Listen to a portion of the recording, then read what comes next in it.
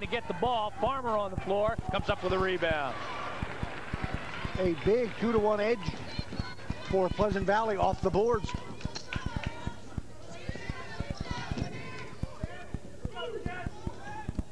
Karam. Ransom. Out of motion. We get a walk. Karam wiggling the feet a little bit. And we're going to get some subs in the ball game. Back in Tara Morris for Pleasant Valley. And for the first time for Easton is 5'9" junior Nakia Walls. As sitting down will be LaTanya Ransom. 12-10, the Bears.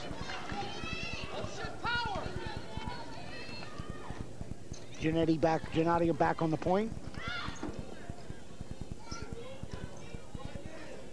Peterkin to Gennady. Outside to Morris. Walters on her. Good steal. Karam anticipated. And Sarah's going to go end-to-end. And good block. No foul. All over ball is Jessica Martin. Credit Karam. A little bit of women's intuition here. Picks this thing off. Times it extremely well. Bigger than you think. Good block. Might want to lay this one up right in front of her, Gary. Held it out the side just a little bit. Holgash tried to go base and could not. Walters in the pivot area, back outside to Karam, and Easton will reset. Farmer says, I'll set a screen for you, but Karam decides to go the other way, and she'll hit Farmer at the top of the key area. Karam. Walters. Trying to get the ball inside, and they do get it to Nakia Walls. Can't get it down. Rebound, Peterkin. And Dave Stefani maintains the in and out philosophy, as a couple more Bears have reported to the scorer's table. Yeah, they do. Surprised to see them without Liz Smith in there. Kim Smith. She's coming back. Yeah, she'll be going in shortly. Turnover. Walking violation called against Jessica Martin. Here comes Breer Van Metter along with Kim Smith. And Easton's going to counter with Liz Parsons, as Farmer will get her first rest of the game. 12-10 Bears. Big edge Bears on the boards. 8-3. But they have 7 turnovers to go with it. Easton sticky man-to-man, taking their toll on turnovers. Holgash. Peterkin has not really given her any opportunity to score. Peterkin has 5 inches on her, Dick, and she also has good quickness, so it's going to be tough for Taryn tonight to put some points on the board. We've got a foul call on Pleasant Valley. It's going to be on Tara Morris, her first, team's third. We're going to get a 22nd timeout called by Pleasant Valley, and we will keep it right here. 4 minutes and 38 seconds to go. And just a reminder that we do have doubleheader basketball even after this, as we'll have the Emmaus girls taking on Whitehall, and we'll follow that up with the Becca High boys, as they will be taking on Blue Mountain. Just about where we expected on the scoreboard, Gary. You know, you're going to be under 20 probably, or around 20 at the half. And Easton giving up only 36.7 on defense.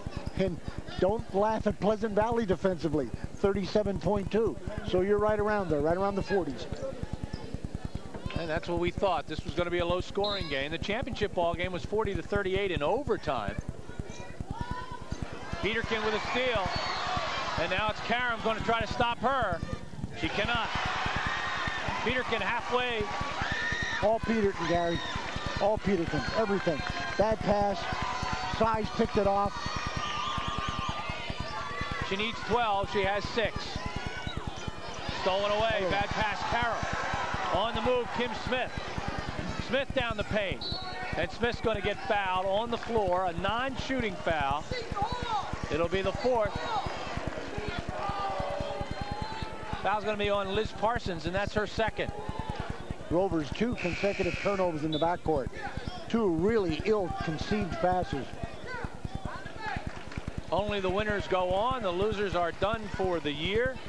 Dick, we've got 4 girls teams playing tonight with over 20 wins. Yeah. Yeah, you have identical records here. This has been a power-packed field, this 4A girls. And it has held true as far as the seedings are concerned. From the outside, Morris, that doesn't go. Nice, good rebounding position by Nakia Walls. Well, they say your 4As are your glamour classifications, Gary. This year, they certainly are. Pleasant Valley Bears have 66 threes on the year. Farmer. Walters, boom. Erica Walters hits the deuce. 14-12 Bears. Walters off the bench, comes up big and gives Easton probably its first perimeter of the night. Oh no, Karam hit the one perimeter shot. The quarter is all even at 6-6. 5-second violation as Holgash with some pretty good defense guarding Kim Smith. Back into the ball game, Vanessa Lisi. She replaces Tara Morris. I wonder if they take Holgash out. Well, we might get the answer here. Peterkin's now on Karam. Although Holgash is back in the ball game. Yeah, she's there. But they're trying again to outsize her. Martin They'll put a bigger man on her. Farmer wanted to go and then pumped it out to the wing area. Walters outside. Holgash tried to take it into the paint. Peterkin bothered her by sloughing off a Karam. Yeah, Peterkin played good help. Holgash says, I'm going to take it without Peterkin on me. I'm going to try to do something. And instead, it was blocked by Martin. Smith quickly down the floor. Good entry pass. Lisi up, Lisi in. Timeout, Red Rovers. 22nd timeout, 16-12. We'll be right back.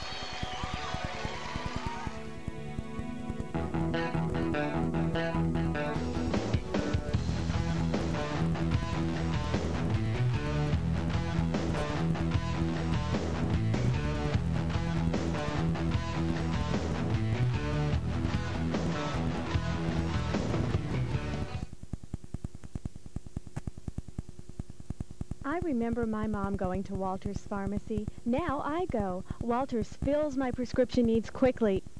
When I can't get away, Walters comes to me with free delivery. Walters Pharmacy, making life easier through genuine care since 1937. Walters Pharmacy, 401 North 17th Street in the Allentown Medical Center.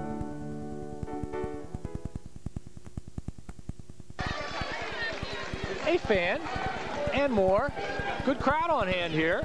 Doubleheader action. The winner will play Friday night for the District 11 4A Girls Championship. Emmaus is the defending champions, and they're still around.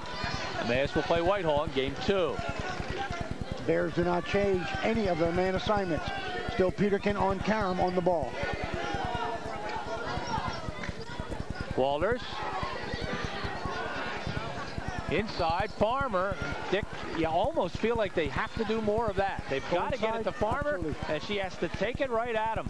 Yeah, see, you're taking 10.3 of your rebounding percentage in the form of Peterkin and putting that in the backcourt. So, heavens, let's go inside. And one would think that if Ashley is successful inside, that might force Dave Stefani to change and get Peterkin back in. And then you free Holgash and Karam. That's the first Easton foul shot. We've only had 3 foul shots in this whole half. And nobody's made any. So Farmer will go and attempt her second. Remember, she did hit 1,000. She's got 1,003 now at Easton. 1 out of 2. And gets her ball clubbed to within 3.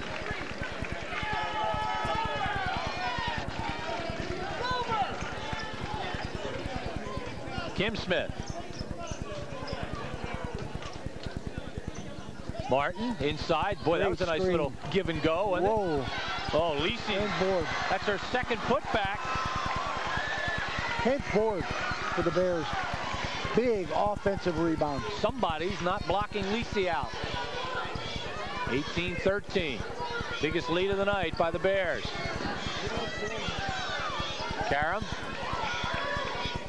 Holgash. He walked. Nope. Yep. Thought it was a walk. Then I saw the official inside making the call. I thought maybe he had something else, but Dale Briggs had the walk. Turnover number 7 for the Rovers.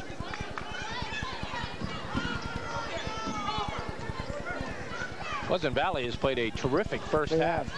They have almost mistake-free, Gary.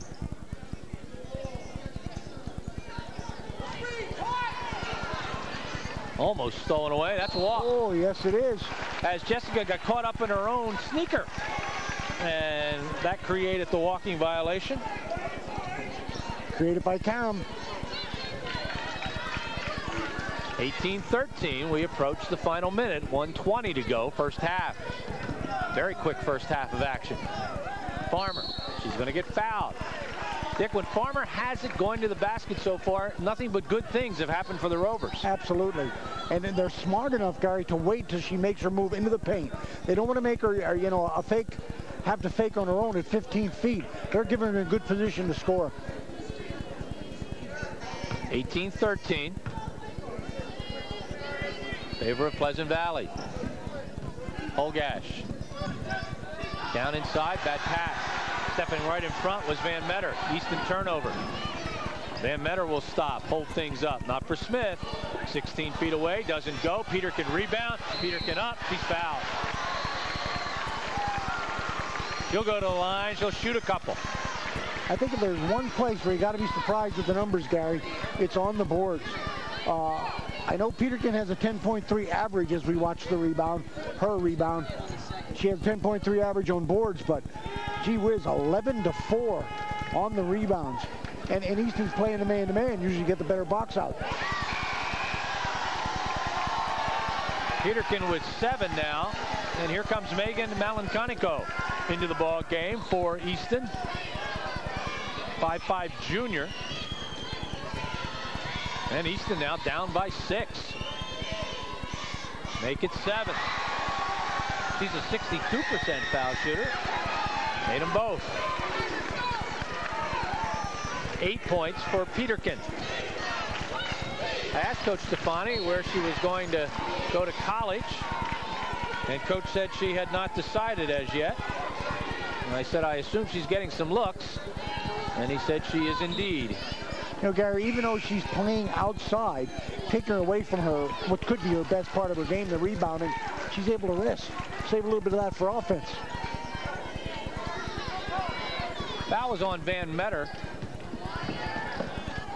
There's Farmer. No game, huh? That's her game. Awkward, off balance, but in she goes. And that's the game Easton right now needs. 20-15. See if PV plays for a last shot. I'll tell you, I like that offense. Send everybody low and let Kim Smith set up. Double pass inside. Good job. Tara Morris with the turnaround off the glass. 20 seconds to go. 22-15. Farmer. She'll get it. Wasn't easy. Gets rid of it from the outside. Ransom. Boom. Bottom of the hole. LaTanya Ransom. Way outside. That's a throw. Good rebound. Lisi up and in. Oh my. Vanessa Lisi with a basket. And that will give Pleasant Valley a 24-17 halftime lead. I hear music. That means I add things up. You take a break, and we'll be back with the numbers.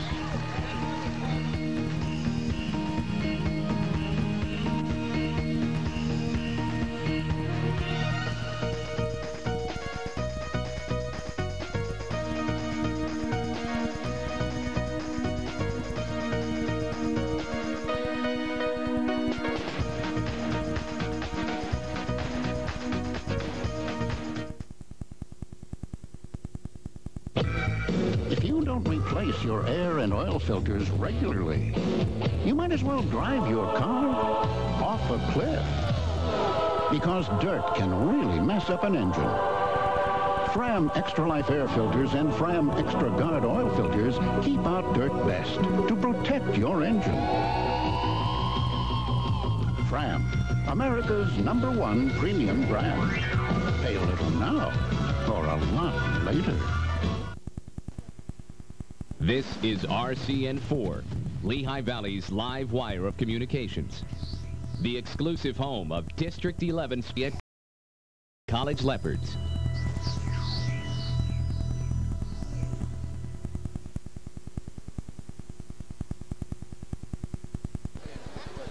I don't think either coach came into this ball game thinking they would have a 7-point lead. But Pleasant Valley has played such a perfect first half that that's exactly what they have garnered. They lead this one by a 24-17 score, and no mystery in this ball game. It kind of all centers around offensive rebounding. Pleasant Valley is doing it, and with the putbacks, they have themselves that little gap. And let's take a look at the individual scoring. And Dick, if any scoring on that list is impressive, it has to be the scoring of Vanessa Lisi. She averages 1.7 points a ball game, and she already has 6, and she got all 6 of them by putting up an offensive rebound on a missed shot. 6 of them on offensive rebounds. The very last one at the end of the game that Coach Stefani really worked for. Big perimeter shot, comes up short. In fact, an air ball, she grabs it, lays it right back into the buzzer, taking what Easton had cut to 5, putting it back up to 7. If there really is any important numbers on the Easton side, it's that Holgash doesn't have any, and Holgash averages 10.1 a game, and that Farmer has 7. And Dick, the Farmer, when she is offensive, has been a real positive for Easton. The move that we were told to watch out for. Peterkin on Holgash because she had a good championship game against them. Stopped her cold. Later she went on Karam. Peterkin stopped her cold. Took the passing game away. So any guard or any wing player, Gary, if they want to do something recent, get into Farmer. Because when Farmer is active in that paint, I mean, she looks awkward and everything, but they go in. And on the Peterkin watch, she needed 12 for 1,000. She has 8. And of course, Ashley Farmer did get her 1,000 points in the first half. Let's take a look at the team numbers. And as we do that, Dick, I guess the one that stands out, obviously, is the rebounding in the favor of the Bears. Yeah, I don't think anybody, especially with Easton's sticky man, you know, which emphasizes the great block out after the shot, would think of almost a 3-to-1 edge on that board. But those offensive rebounds, because 6 of the 11 are offensive, have really killed Easton. All right, so Easton in the locker room probably talking about just that problem right now. How do they block out when a Pleasant Valley Bears shot goes up? If they solve that problem and keep getting that ball to Ashley Farmer inside, who knows what the outcome of this District 11 Class 4A semifinal game might be. 16 minutes of basketball. Stay with us. We'll be right back. Here.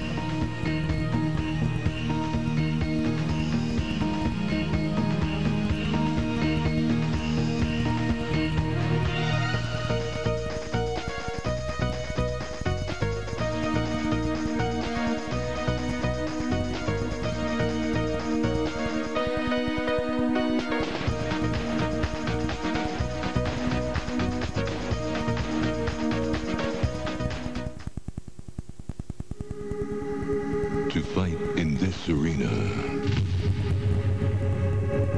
to enter this ring, to step into boxing history, you must be ready to fight for the most coveted title in sports. Heavyweight king of the world. WBA IBF king Evander Holyfield. WBC king Lennox Lewis. The unmitigated, unadulterated, undisputed heavyweight championship of the world. Holyfield versus Lewis, Saturday, March 13th, live on pay-per-view.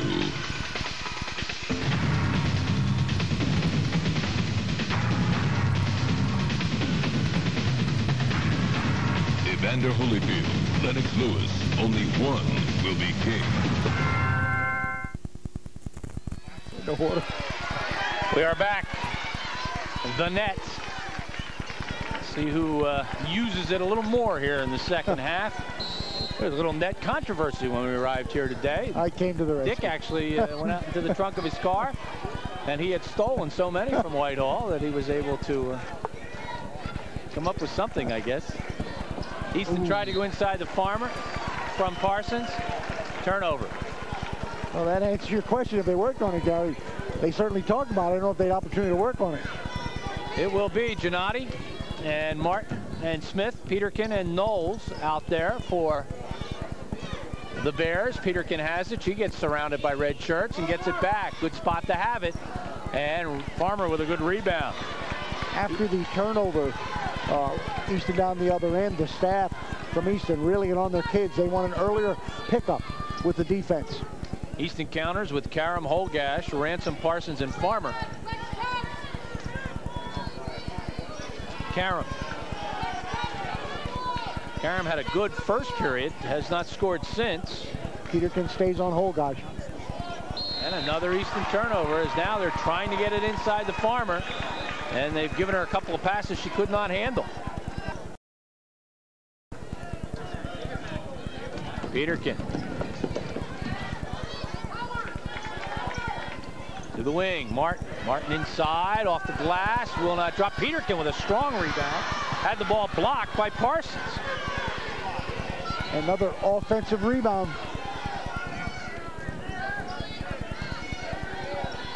District 11 4A boys semifinal doubleheader live tomorrow from Liberty High School. As game time 6:30. And they are two beauties tomorrow night. Easton Emmaus and Stroudsburg Parkland. Then we'll have two girls games for you also tomorrow night. Tape delay. We got a foul. It's going to be on number 15, Jessica Martin, her second. Boy, Peterkin's having it pretty nice on D. As soon as Holgosh goes away for a little zone in there, helps to clean things up in the middle. Nobody has scored. Parsons comes up short. Foul shooting hasn't been good. Two teams are 3 out of 7.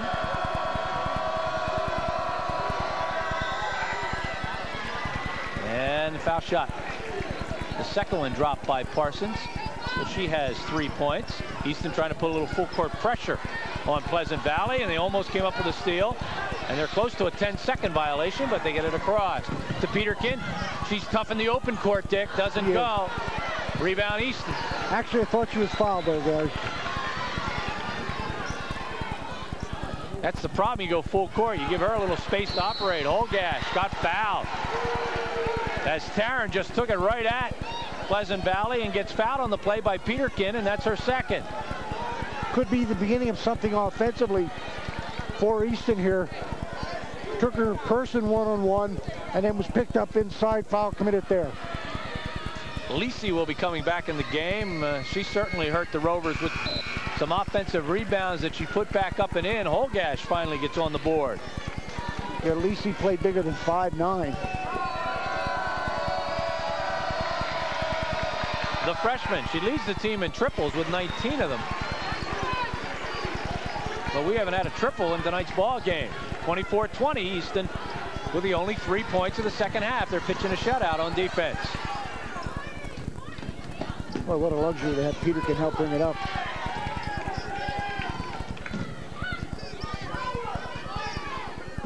Inside, Peterkin working against Parsons. She gets fouled. Liz Parsons third, Richard.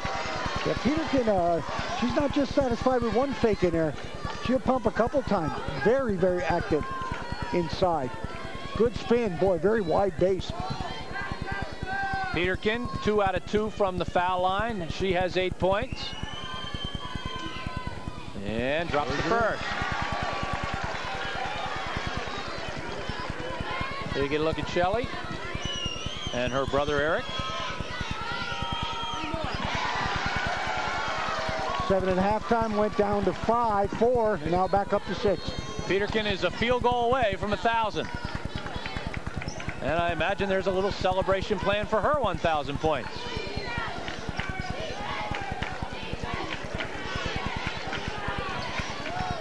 Farmer drops the ball off to Karam. Karam back to Farmer. Farmer, that time, maybe should have attacked Peterkin because Latoya has 2 fouls. And a foul called against Easton's. Latanya Ransom. For her, that's her first, team second. They're very busy in the backcourt. Easton throws about 3 passes to get it down low. As soon as they get it low, turn around, throw it right back out. Tara Morrison, Nicole Giannotti is out for Pleasant Valley as they keep fresh legs in there all the time. Peterkin on the move, drops the ball off, smart pass. Lisi up and in. What a great pass. Everybody in the place expected to drive, Gary. 28-20. So the little advantage Easton gathered at the start of the quarter has been erased, and the lead is now 8. It was 7 at halftime. Holgash, no. Rebound controlled by Lisi. We may be looking at a career game by Lisi so far.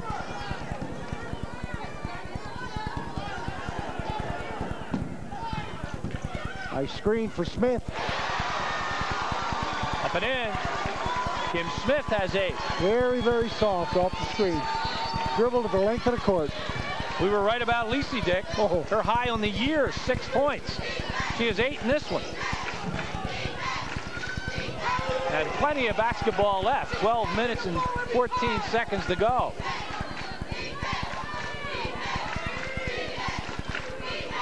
They had possession here about 25 seconds, and they really aren't any farther than where they started.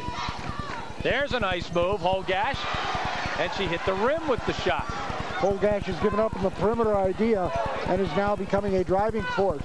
Last 2 good drives, comes up short. Oh, there's a screen by Lisi. She took care of Ransom, and Ransom with a foul. And Ransom has 2, and Easton has 3. See, Kim Smith, big enough and good enough to not let a defensive play like that bother her, as we're going to get a Rover timeout. The Red Rovers will call a timeout. They are down by 10. It's 30-20. One of our fine sponsors tonight is Mike Davis Auto Sales. If you're looking for a quality used car, stop into Mike Davis Auto Sales at Schott Avenue and Mickley Road in Whitehall, where you'll be guaranteed an honest and fair price. Mike Davis has everything from compacts to minivans, and most carry warranties. Financing is also available. So make your next used car purchase at Mike Davis Auto Sales. You won't regret it. Mike Davis Auto Sales is a family-owned business run by Mike and Bonnie Davis since 1983.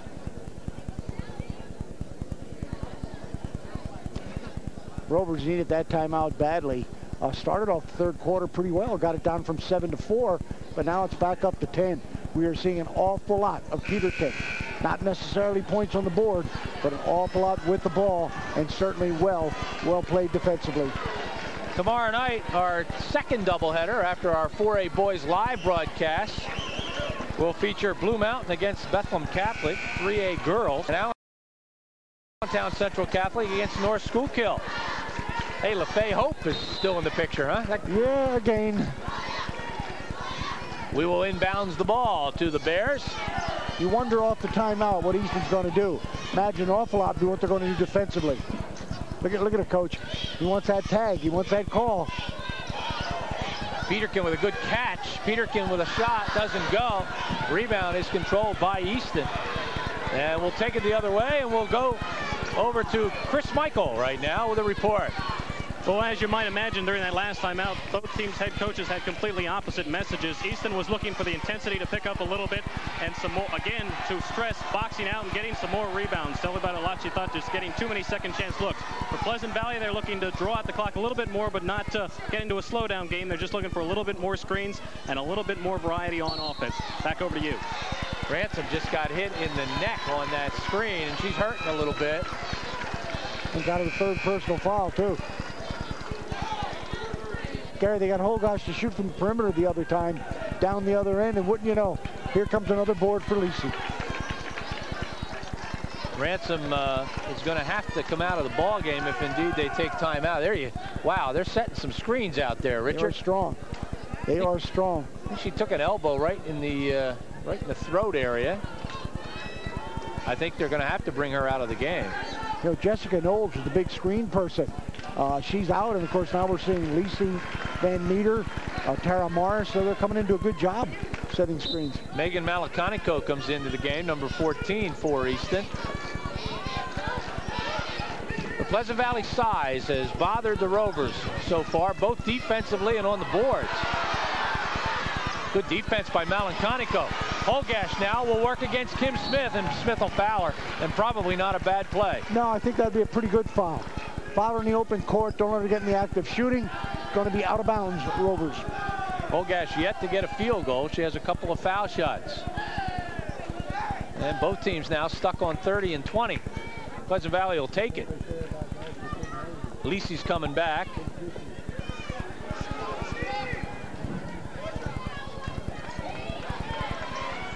Inside Farmer. Farmer wants to go. Farmer got fouled. Foul's going to be called on Van Meter, and that's going to be her second. Van Meter got posted up that time and got on the back of Ashley Farmer. And it's going to be Jessica Martin, a starter out, and Lisi in.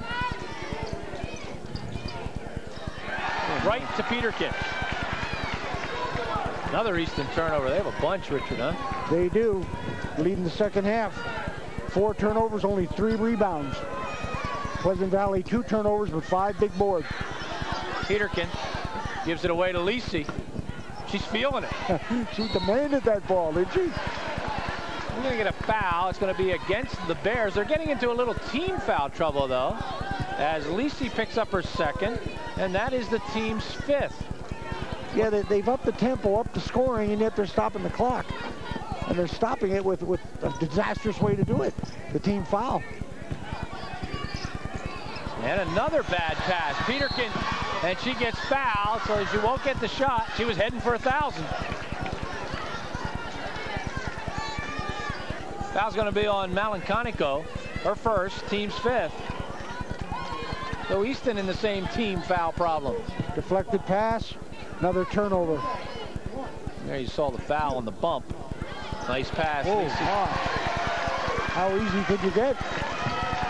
Tomorrow's headline is going to be who is Vanessa Lisi? Easton probably planned for everybody but her. Walters, or check it, Parsons doesn't go. Lisi with the board, and she's fouled. Fouls on Farmer, her second. Team 6th, as Martin comes into the game. And things are looking bleak for the Rovers.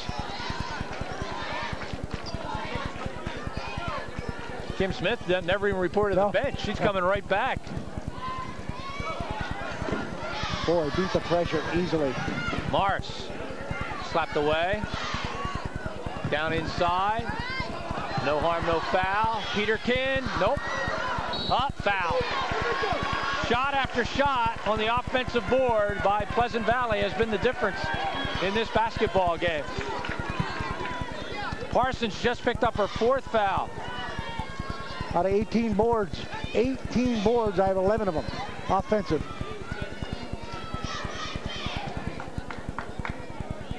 At the line, Briar Van Meter. Nakia Walls will come in for the Rovers. Van Meter misses, 58% foul shooter. Smith is back. Morris sits down. Parsons will sit with 4 fouls. The nice thing for Dave Stefani at this point, Gary, is that any subs he makes are really rest subs. You know, you're not chewing anybody out or bring them out for making mistakes. They're there to give somebody a rest. And Dick, they're playing so well they are. That nobody's making any mistakes. You just bring just about anybody in for Pleasant Valley. They've done a good job. Farmer goes to get it. Big night for Ashley. They have taken 3 Easton starters out of the game. Farmer has not scored in the 3rd period. There's Karam. Holgash is extending so much energy just bringing the ball up court because Karam's playing a side right now. And Karam got to drive and hit a few of those, shoot a few of those, Gary. Walls, no, back of iron. Farmer had an easy one as it came right to her. Walls with a rebound. And we're going to get what? Foul. And that has Dave Stefani up off the bench. Let's watch this closely. I don't know if this is as bad as it sounds. That's just a pile of kids going for the ball. And again. And here you're going to see some elbows being thrown. That's what the call was.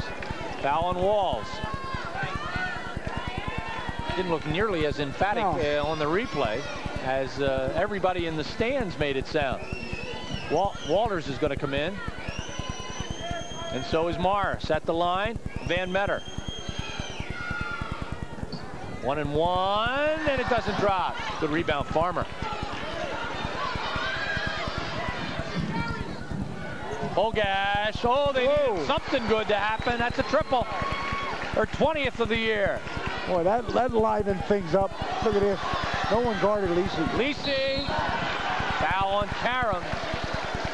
She came oh so close to walking. couldn't control the ball. She started to stutter the feet a little bit. Holgash on her first field, almost a desperation shot. Just trying to get the Rovers back in. If she makes this foul shot, Dick, you know that there's some divine guidance working here tonight for Vanessa, because she is a 33% foul shooter. Came in at a 1.7 average, has 10 points. Her season high was 6 to this point. As you look at Walters trying to establish the D, or at least establish which man she has.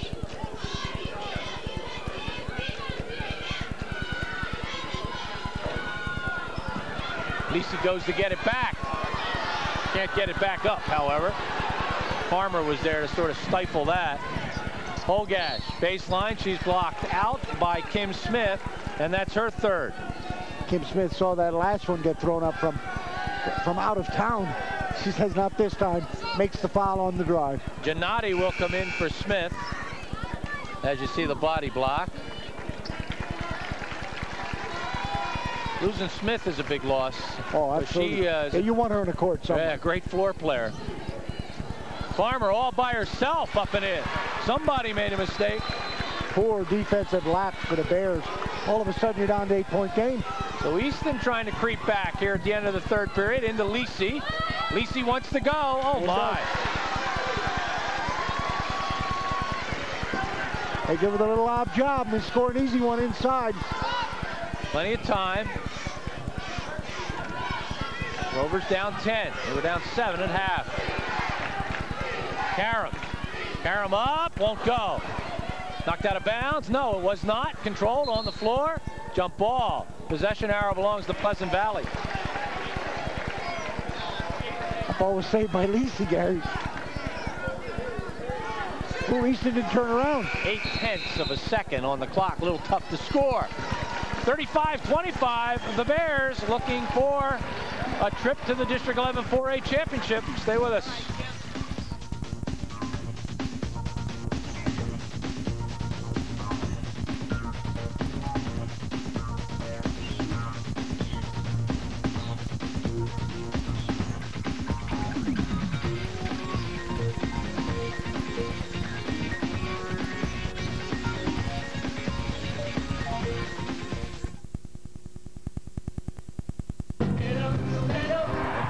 Concert for Amnesty International, coming on pay-per-view. Join Alanis Morissette, Peter Gabriel, Page and Plant, Bruce Springsteen, Tracy Chapman, Radiohead, Shania Twain, and Rock the World for Political Freedom. Presented by The Body Shop, sponsored by Best Buy. The Paris Concert for Amnesty International. See the concert of the decade, premiering Saturday, April 3rd, only on pay-per-view. Don't give us the fight.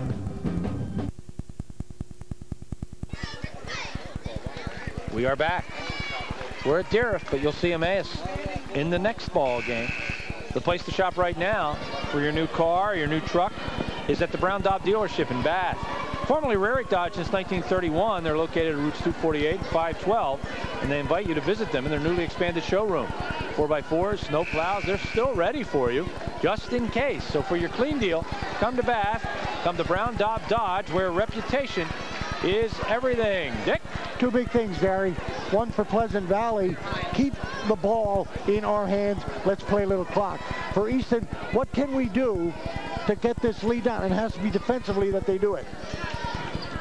Getting some notes on Lisi during the break. She has a season high of 6 this year, but a career high of 11. So she's had a ball game like this before. That's a nice drive by Holgash up and in. Great drive, Holgash. Opposite side, drove the left-hand side, laid it up and in. First 5 minutes of this quarter critical to Easton. They've got to put themselves in a position to be able to win this ball game. Kim Smith on the point. Karam trying to steal it away. And Karam with a reach. And I'm not sure about that one. Karam picks up her second. And we're going to go to Chris Michael. Well, during the intermission between the third and fourth period, Dave Stefani, the head coach of Pleasant Valley, he's still insisting not on slowing down the tempo, but he is looking for smarter defense and smarter passing. They were getting into the foul situations, sending a lot of time to the line, just reminded his players, take your time when you're at the line and also get back on defense. That's our first concern at this point in the game. Back over to you. Smith, nothing but net. So that both teams now in a penalty, Gary. Only problem is the Rovers are allowing 2 for every personal. They are in that double bonus. 1 out of 2, and Farmer races to the basketball. Easton down 9. Easton shot 38% through the first 3 periods. The Bears shot 45%. And they're going to put Peterkin back on Holgash. Holgash drives down inside the walls. Walls trying to make something happen, and she did. She got fouled.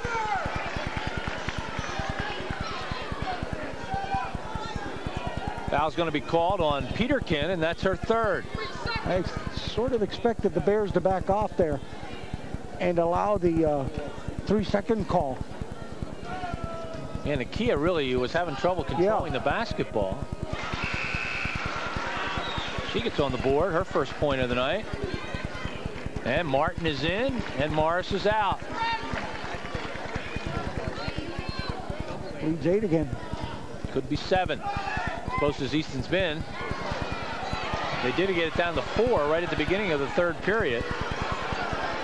Way outside, it's down. Holgash with the triple, her 2nd of the ball game. Easton is a comeback team. They do a lot in that 4th quarter, score in spurts, and save a big part of it for that 4th quarter. Down to 5, 36, 31. Peterkin can't get it down. Ball is loose, controlled by Van Metter. Fans wanted to walk. Van Metter wants to go. And now she does walk. Easton can get it to 3. Only the 3rd Bear turnover of the 2nd half. Easton having a little trouble getting it in. They'll call timeout. Oh, barely. Smart play by Erica Walters, because they were not going to get it in. It'll be a 22nd timeout. Friday and Saturday we'll be at Allen for sure. Maybe other places. We'll be bringing you the District 11 games Friday and Saturday. All championship games, maybe a consolation game here or there. Live from the Allen Phys Ed Center. So keep track of our schedule either in the newspaper or watch the community bulletin board on Channel 4. Live tomorrow night, District 11 4A boys semifinals. 2 great matchups. Excuse me, Gary, in this situation, most coaches want a guard taking it out. Farmer almost got loose. Drops it off. Holgash again. Boom! Tarrant, Holgash has 9. Why they went for the steal, Pleasant Valley, I really don't know. Opened something up at half court. Look at wow. Smith. Look at Smith. End to end. Coast to coast. She has 11. Karen with a good spin dribble. To take Peterkin off Holgash. Walters. Walls. Here comes Holgash. She's been hot. Walters is open. Walters outside. Oh my! A triple for Erica Walters. Very courageous shot. Give me the ball. Man, how many people shy away or run away from it? Hang on, folks. We got a ball game. Timeout. Full timeout by Pleasant Valley. 38-36. I thought the first 5 minutes would be critical. Easton made the first 2 minutes and 20 seconds critical. Well, you meant the first 5 minutes of the 4th quarter. We are going to show you this big basket that Dick was talking about. He talked about courage in taking it. This is a sub, Gary. This is a first-team player. Normally they're looking to pass off to increase their playing time. Boy, she wanted that one. And I'll tell you, that was almost in Fort Palmer Township. That was out there. So Easton with 3 threes, 2 of them in this period. have taken a 12-point deficit, and they've cut it down to 2. And Dave Stefani called timeout to settle his ball club down a little bit. It is amazing the way an experienced, senior-oriented team like Easton looks to that freshman for the shot.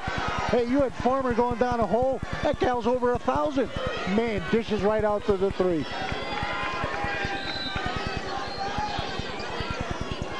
I did think that Van Meter should not have tried for that long pass at half court, Gary. Off balance, and it was an easy bucket for Easton the other way. Peterkin's still searching for a field goal that will get her 1,000. Knocked out of bounds. It'll be Pleasant Valley basketball. Good play, Karam, way off the ball. Dave Stefani yells in the out-of-bounds play that he wants. Bob Dede, John Leone will be bringing you Becca Blue Mountain after our girls doubleheader. From the corner, no. Farmer shakes it loose, but it goes right to Smith, and Smith walks. Well, a big Bear rebound, but then a bigger Bear turnover.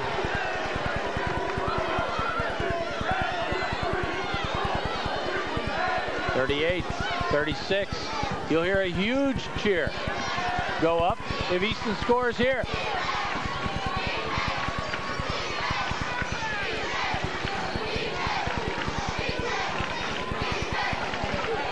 Farmer.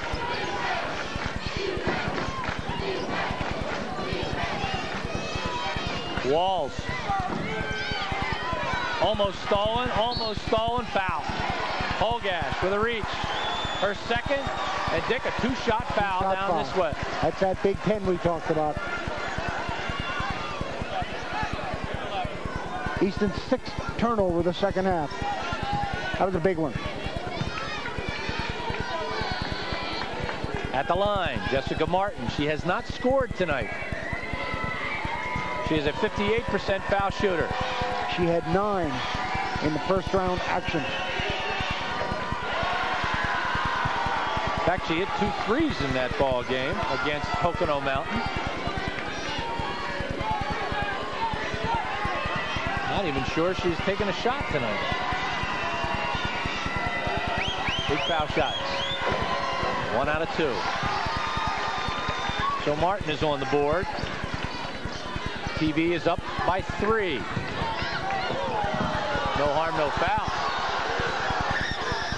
Easton's in trouble, Dick. Timeout called by Holgash as they were in serious trouble getting the ball across midcourt. 4:43 to go in the ball game, or at least in regulation. Pleasant Valley by 3.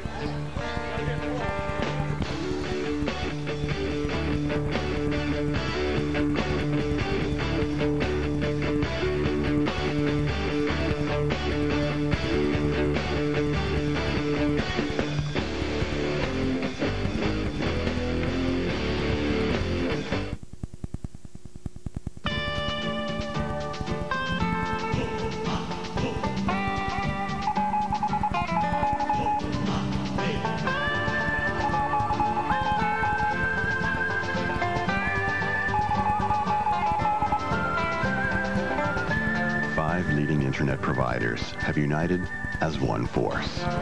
RCN, a better choice in internet service. To hook up, call 1-800-RING-RCN or sign up online at rcn.com. We are back. The Easton cheerleaders trying to get their ball club going. Dick, one number of note. Easton now only has 1 timeout left. Pleasant Valley has 2 full and 1:20. Just thought of that when they were forced to take that on the near backcourt 10-second thing. Easton also has, Gary, 3 starters in there, 2 subs. Now, one of the subs did Joel the long 3, so she's the scorer. But really, you're almost limited offensively. This is why when it was 40-30, we said they got to get something off the D, which they did. Farmer will get the ball, and there's a reach-in foul. And boy, if one thing Pleasant Valley shouldn't be doing right now, it's fouling. Yeah, you can see the pressure to sort of impede their going up court quickly. But boy, when you're reaching out in the backcourt, that's going to bring Gennady back in the lineup. Farmer for Tim Smith. Farmer will go to the line to shoot 1 and 1. Ashley is 1 out of 2 from the free throw line. And Smith is going to come out with 4 fouls. And I don't think Coach Stefani liked that at all, Gary. I believe that's why she's out. And that is why she's getting yelled at. Foul in the backcourt. Well, it negates your pressure. Why do you set up with pressure? You know, you take it away as soon as you foul. Easton can cut the lead to 1. Farmer has double figures. She hit 10. She has 11. It's a 1-point ball game. 39-38. From 10 back.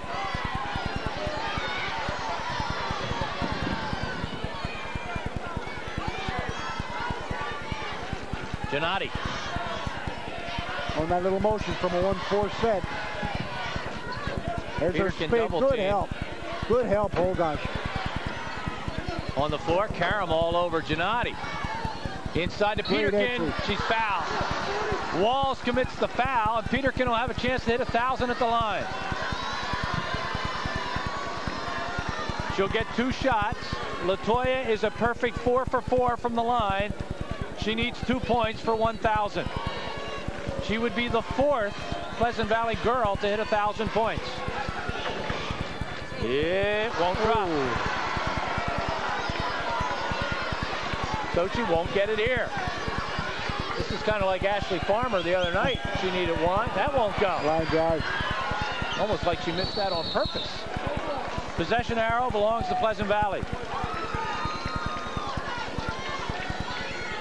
I was looking for her to hit one at least. Anyhow, would have been the same championship score, 40-38. Dick, didn't it look like she fired that ball in front of the rim? I thought so. And she was heading down the paint to get the rebound. Don't know if that was in her mind or not. 1-4 set again. They go wide. Look to Peterkin. She's got it. Against Farmer. Up and in. She's got 1,000. The hard way. The inside move.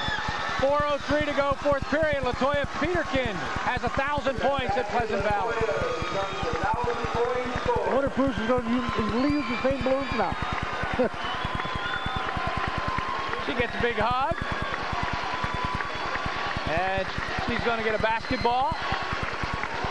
And she gets a standing ovation. And she'll go over and find the family.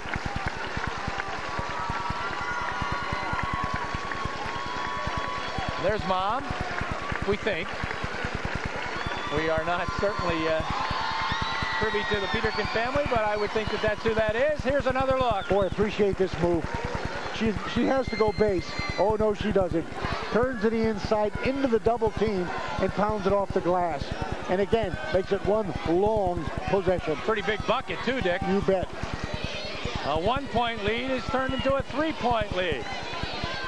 And deads the clock, sets up the pressure. And we'll show it to you one more time. Good seal, nice turn, boom, off the glass. Now, Easton has to go back to work. Holgash. She's not afraid of pressure. And in the backcourt. Holgash is a freshman again. I remind you of that. Hey, we'll see another one in that second game. Another freshman. Yeah, Gay assist. And a long line of a great year of freshman girls basketball players. Got away with a walk there. Nakia Walls is fouled.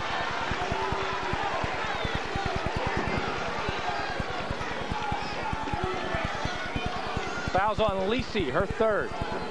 Watch this. I don't know if we had the end of it or not. Holgash might get away with a walk here.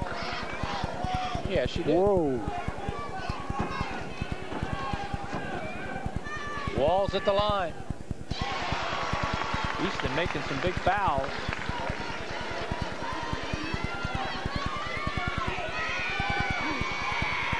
Nakia trying to make it 41-40.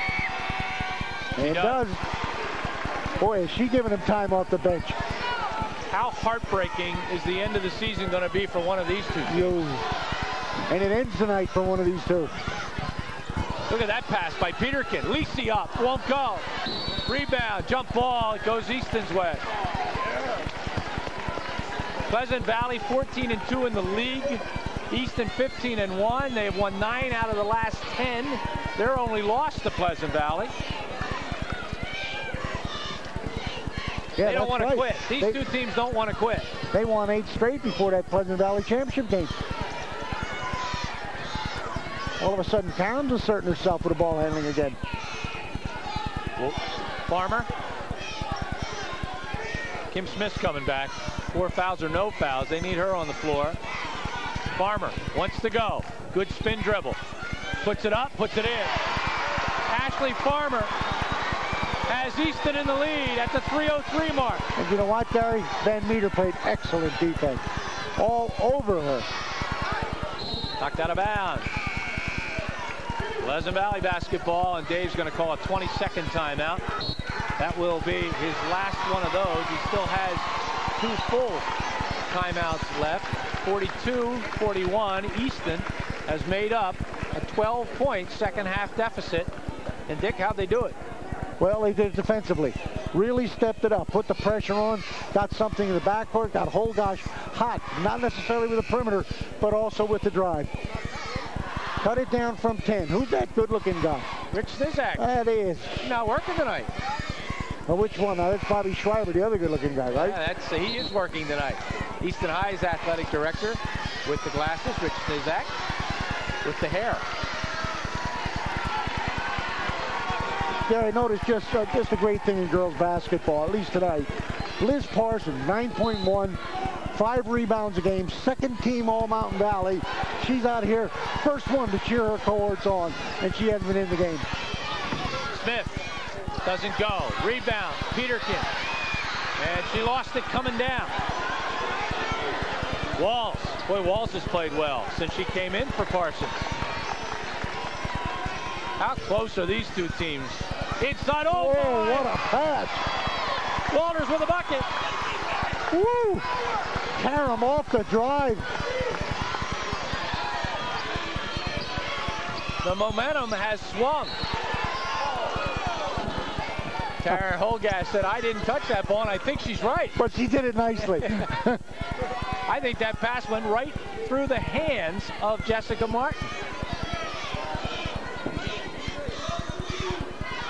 Peterkin. Martin. They don't need that. Farmer.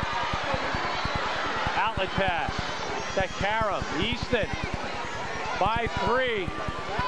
2 minutes to go. Walters. Holgash. Little screen down. Watch your guards. Or they step in and overplay. Smith almost wide open. Karam gets fouled by Peterkin. Peterkin's 4th foul, and Dave Stefani is going to use another timeout.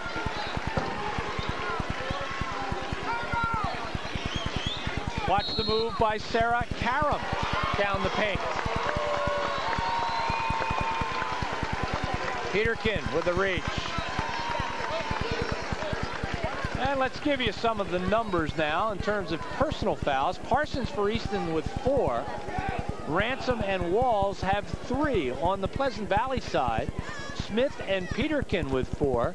Lisi with 3. Big edge for East. Remember, they were outboarded 11-4 first 16 minutes. Here, with 1:50 to go in the 4th quarter, 11-10, they have the edge on the board. Turnovers, they cut it down from 8 in the first half to 6.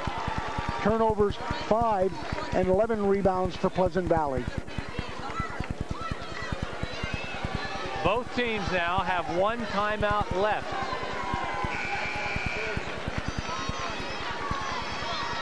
Minute and 50 seconds to go. Last time they played, it went overtime. Chris Michael has a report from the timeout huddles. Here he is. Shelly Bartolacci telling her team during that last timeout, remember to keep your focus and get back on defense. Also, take your time coming up at the free throw line. When they do get the ball back, 1 shot, they'll get a good look at it and then bring it back, take some more time off the clock. Right now, that's Easton's game plan. Back over to you. First foul shot not made. Gary, on their last possession, Pleasant Valley ended up with a 3 attempt. However, for the first time tonight, I saw Peterkin wide open facing the basket at the top of the key. Man, I don't want to give her the ball and the dribble looking. Easton by 4. Peterkin going at Farmer. She's double teamed. Great job, Carroll. Possession arrow belongs to Pleasant Valley.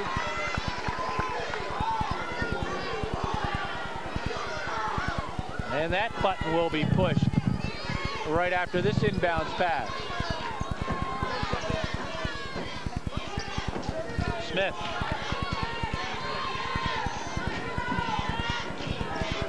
Smith's a junior. Peterkin is a senior. Easton has the steal. Great job, Karam, again. Easton should be in no hurry now. They go to the line, they get 2.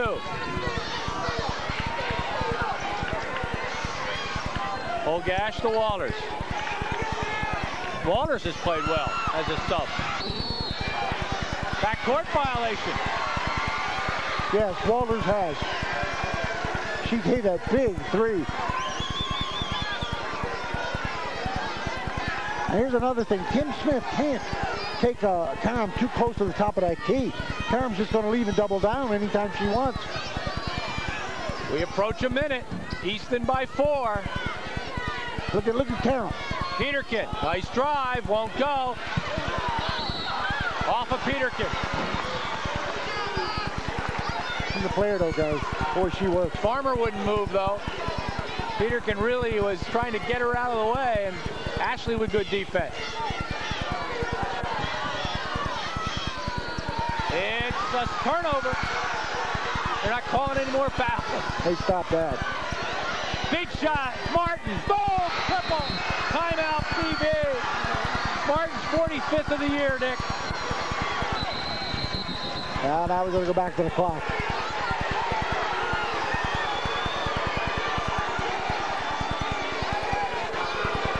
Now there's some question about whether a timeout was called. Yeah, he did. I was looking directly at him. Shelley said a foul was called first, but Dave did call timeout right after the basket. In fact, if they don't change that clock, they're going to get cheated. Because he had it as soon as it fell. I don't think they really took any time off the clock. The clock never started. Tom Young with the quick fingers. Watch the three-pointer. Her 45th of the year. Dick, you're down 1 now. Does that change your strategy at all? And there's the coaches in the background. Good camera work. Being down 1, Dick, does it at all change your strategy? Don't be in such a hurry to foul. Working at least a half court for your double. And the last time they did get a steal in the backcourt. Although I thought Van Meter fouled. He's asking for time, Gary. Yeah. Dave's involved. Shelley's involved. All 10 players involved. The benches are involved. Glad you're with us. How did Ransom beat that? This went overtime last time they played. There's a double. Oh, they got a double off that. Holgash. 5 seconds. 5 seconds being guarded.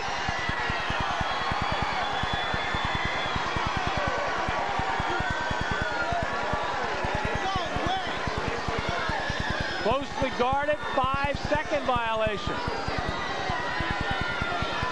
Easton by 1. But no timeouts, right? No timeouts left by Pleasant Valley. Easton has 1. Guess who they're going to? Peterkin kicked it. Why wasn't that a kick? We got a foul over that. Foul, and it's going to be on Pleasant Valley. So on Martin. I don't know why they didn't call a kick. Intentional guy. Intentional. Has to be coming off. Oh, look, you got your best foul shooter on the line. At the line. Holgash. 2 for 2 from the foul line. Walls is getting ready to come back. Easton better than another one back on D, guys. Holgash, no. There's a little pressure out there right now to put the ball in the basket. Walters is out. Walls is in.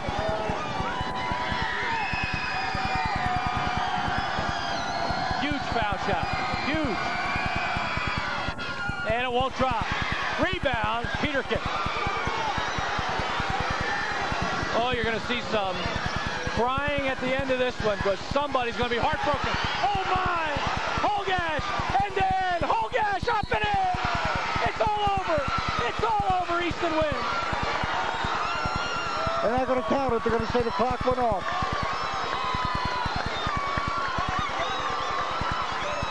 That same double, they've been dribbling into the middle, Gary. Awfully, awfully quiet.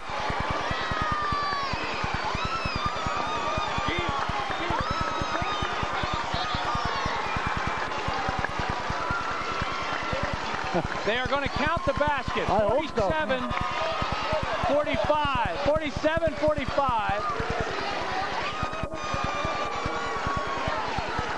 Now the correct score, 47, 44. Oh, my Richard, what a good ball game. Yes, excellent game. What a comeback. 10 down in the fourth quarter. Entering the fourth quarter, playing with a lot of heart. I'll tell you, they had the chance. You know what I think hurt them, Gary? Didn't have a timeout. 2 possessions, and they were able to settle things down and really had to go and fly hard. Wow, here's how the scoring went. For Pleasant Valley, Van Metter had 1. Morris with a couple. Martin with 4. 2 points for Jessica Knowles. Double figure scoring, Kim Smith with 11. Vanessa Lisi with 12. And Latoya Peterkin with 12. Exactly what she needed for 1,000 points. She has 1,000 exactly in her career. Pleasant Valley finishes 26. Easton has gone to the District 11 4A championship ball game on Friday night. Their 47 points came this way. Karam with 5. 2 points for Ransom, 3 for Parsons, 3 for Walls, 7 for Walters. Double figure scorers. Holgash with 11. All in the second half. And Farmer with 13. Chris Michael has Ashley Farmer. Here he is. Here with Ashley Farmer off an exciting win. Ashley, let's back up a minute. In the third quarter, your team was down by 13 points. You called a timeout. What was said during that timeout? Well, we just had to come out, you know, and play hard because we didn't want to let them win again. You know, I don't know what happened to us in the first game, but we just wanted to come back and prove our point, like, that we can win. And we accomplished our goal, you know, going to the state tournament. What were some of the differences between the game 12 days ago and tonight? Looked like you were pushing the tempo a little bit more tonight. Yeah, I don't really know what happened that game, but we knew that we had to come out here hard. We wanted to shut down Peterkin, you know, and contain Smith because she had, you know, a lot of points, all their points in overtime, and we just know we had to all work hard, and we did. Very special game for you. Of course, you scored the 1,000 points. Seemed like a long time ago back in the first quarter. Did that distract you at all? Not really, because I was kind of nervous, you know, in the Dariff game because I ended up with 999, and I just wanted to get it over with because it was really nerve-wracking. But I'm glad we got it over early, and then I was like kind of calmed down. A couple of years from now, what do you think you'll remember more, the 1,000th point or the tough victory? No, probably the victory. I mean, this team is so wonderful. You know, 4 seniors, we went through it all together, and I'm just glad we got the victory for our coaches and for ourselves. Congratulations on the victory and on number 1,000 for your career. Thank you very much. Back over to you. Thank you, Chris Michael. A job very, very well done. And the Easton 47 points on 17 field goals, 10 out of 15 from the foul line as they go to 22-5. And they now have a trip to states. That's guaranteed. But what they want before that is a District 11 championship. They're going to have to wait to see who they play. Will it be Emmaus? Will it be Whitehall? If you want to know, just stay with us because we'll have that ball game right after we sign off.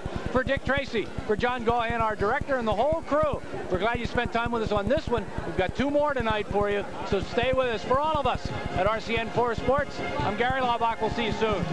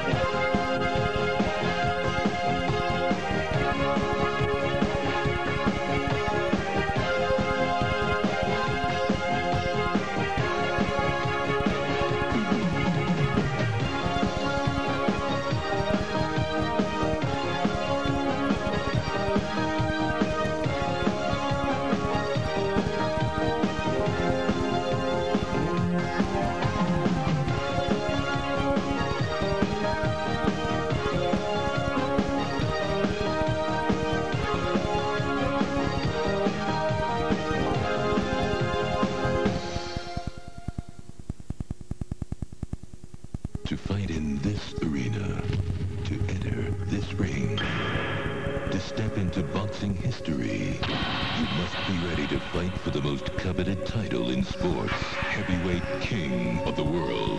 WBA IBF king Evander Holyfield. WBC king Lennox Lewis. The unmitigated, unadulterated, undisputed heavyweight championship of the world.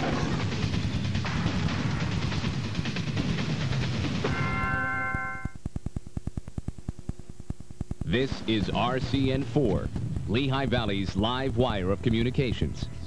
The exclusive home of District 11 Sports and the Lafayette College Leopards.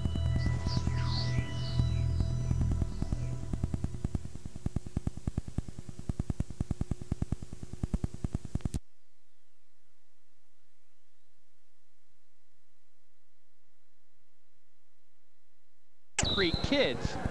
Is that Nick Wynn out there? It is Nick Wynn for the Trojans. That will move Jenkins up to 152, Pryor up to 160. And this is a matchup I believe Northampton likes.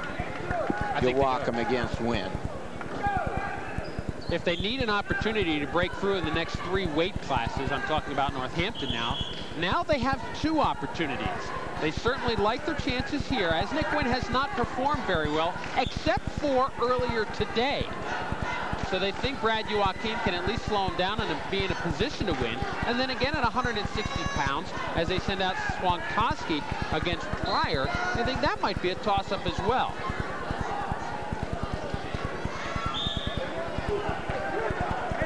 Nick Wynn has really been working on his cradling technique. So if he gets on top, that's exactly what he'll be looking for. Nick Wynn wrestled Ryan Wasser in the dual meet, so throw that result out. Scott, I guess the reasoning here is hoping Wynn can win and then get the rest up the lineup, because I don't know if I quite understand the strategy here. Well, obviously you want wins at 145, 152, and 160. That gives you 3 of them. And the final 2 would be Velicky and Trench. I don't know if that'll be enough. I don't know either.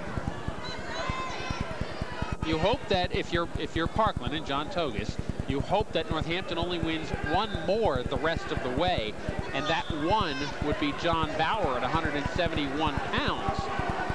If the Trojans win, or if the Concrete Kids win here, basically you can mail it in. Yeah, but that's my thinking here.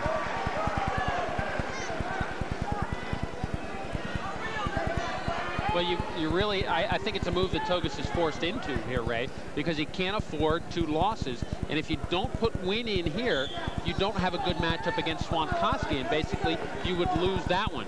So you will lose to Swankowski, and you would lose to either Phil Hard or to John Bauer, depending on what Velicky and Trench do. So really, it's a must-win situation for the Trojans. First period ends scoreless. Well, I guess that's assuming that Velicky or Pryor would lose to Hard, right? Actually, no, Velicky or Pryor wouldn't wrestle Hard. You're putting Pryor against Swankowski for the win, rather than Heinzelman against Swankowski, which would be an almost certain loss. Joachim tries to bowl Wynn over and can't do it.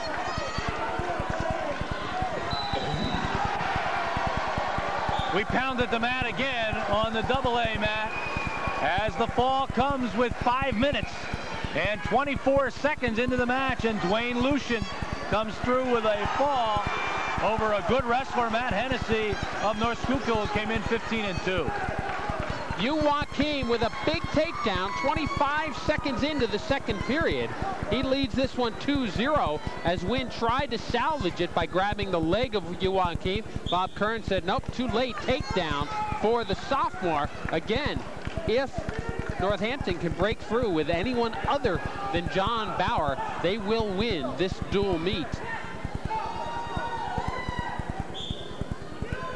Escape for Nick Wynn. 2-1, Joachim leads. 1:13 to go in the second period.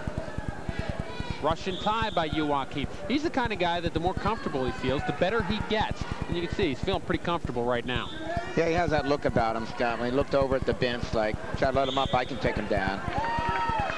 These two have met a couple of times before. Joachim has never beaten Wynn, but they have gone to overtime in the past.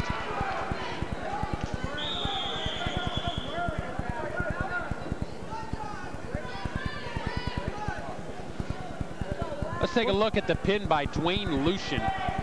And Scott, we believe he was up against a real good wrestler in Matt Hennessy, and he kind of gave him all he could handle for a bit.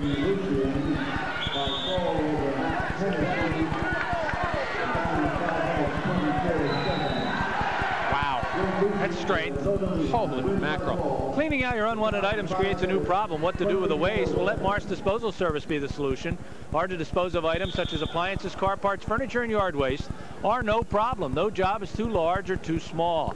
Marsh also provides container services for home and business and has recently opened a recycling center accepting aluminum, brass, and copper products. Call Marsh Disposal Service at 262-9021.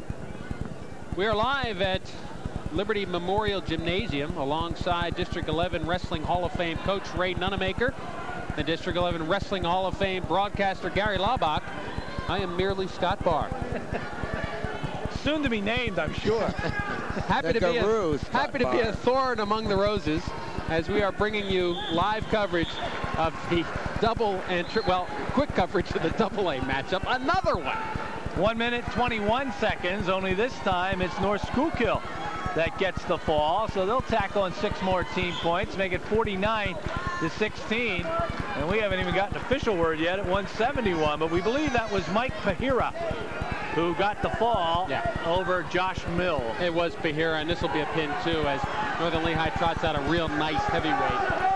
Joachim looking for a real nice takedown here. He's in on a double leg. Wynn's trying to defend himself. Gets his hips out. Nice job by Nick Wynn. Joachim, nice job. Hooks Wynn up in the air. Tries to get a hand between the legs and does. He's got to be careful bringing Wynn back to the mat, and he's got to do it here. Takes him to the middle, dumps him to his hip. Well, you get a guy off the mat, you got to score off that. And he does. Takedown. Brad Joachim, the sophomore, coming through in a big way. We're going to run blood time. We can switch over to the AA mat and see the heavyweights. Oh, we're going to take a look at the pin at 189. Pahira is an outstanding 189-pounder for North Schuylkill. Not too many highlights for North Schuylkill, but this certainly is one of them. He pulls the chin back and puts the 170 or 189-pound body on to Josh Mill. And are those the heavyweights, Gary? I can't quite tell. Yeah, they are, and you are joshing, of course, 275 pounds. Nick Hummel of North Schuylkill against Matt Newhart of Northern Lehigh. Still taking blood time on the AAA mat, so we can stick here for a while. Newhart has been a real nice hammer for the Bulldogs all season long. Not many of their matches have come down to the heavyweight. They are up 49-16 right now, and Newhart has been able to finish off most of the AA heavyweights. He is 18-9 on the year. Hummel comes in at 7-10. And obviously, as Scott said, this was all decided way back at 145 pounds. So they're just wrestling right now for a final score. We give them their chance to be on television, and they head over to the spit bucket. Back to Scott. Well, just in time for us to continue here with 13 seconds to go in the second period. John Togus was allowed to coach Nick Wynn during that blood timeout, and I'm certain he said, get one. He won't. Joachim, not able to be coached there. Knew what Don Rohn wanted to tell him. Don't let him get one. He doesn't. He's up 4-1. Brad Joachim has been on the losing end of a couple of crucial bouts this year. None bigger than this one, and he's really looking to make retribution for those couple of losses. He has looked solid all year long, not spectacular, and one of those guys just looking to climb the last hill. No, but he's looked very confident tonight. Everything he's done, he looks over there, he just has an outward confidence. I think in the previous bouts we've seen him, Ray, he's been very tentative, and you have to attribute that to him being just a sophomore. If Wynn does that again, he's going to get warned for stalling. Whenever Joachim stands up, Nick Wynn just laces in the legs and waits for the potentially dangerous. If he does it again, certainly he'll get hit for stalling. Instead, the escape goes to Joachim. He leads 5-1. Scott, I might put in a plug for Nazareth here. Northern Lehigh has an outstanding junior high team. They wrestled Nazareth this morning, and Nazareth beat them pretty handily. They continue going undefeated here. Coach Mike Frick and his junior high team doing a nice job.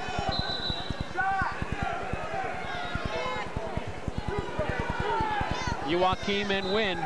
Joachim looking to put his team in outstanding position to win the District 11 team gold medal and advance into state competition. We will crown a state dual meet champion, although yet to be seen if the teams will be fairly represented, as Northampton may choose to concentrate on the individual. They would wrestle certainly through the semifinals, which take place on February 24th, but you would expect that they would send the JVs to the March 3rd final. Take down Joachim. Wow, what a time for Brad Joachim to deliver his best match of the year. Oh, now he's trying to dump Wynn to his back. Wynn with the escape makes it 7-2. This would make the point differential 16 points. And Northampton has one win waiting for them. They don't know who's going to get it. It will either be John Bauer or Phil Hard, as one of them would be heavily favored depending on the move that Parkland makes. Scott, I was just going to make a comment about the bench. As you looked over at Parkland, you could see their heads are down. They're not really into the match. Northampton is up, excited. Now I just saw Coach Best pull him over, and I'm sure he's telling them, hey, listen, you better get fired up. We better get out there and do something. You guys are going to lose this thing. There goes our undefeated season. I know exactly what's going through their mind. But outwardly, they're not showing confidence. You are watching the District 11 Class 3A and AA Team Wrestling Championships. It will be Brad Joachim with a 7-2 win at 145. Stay with us. We'll be right back.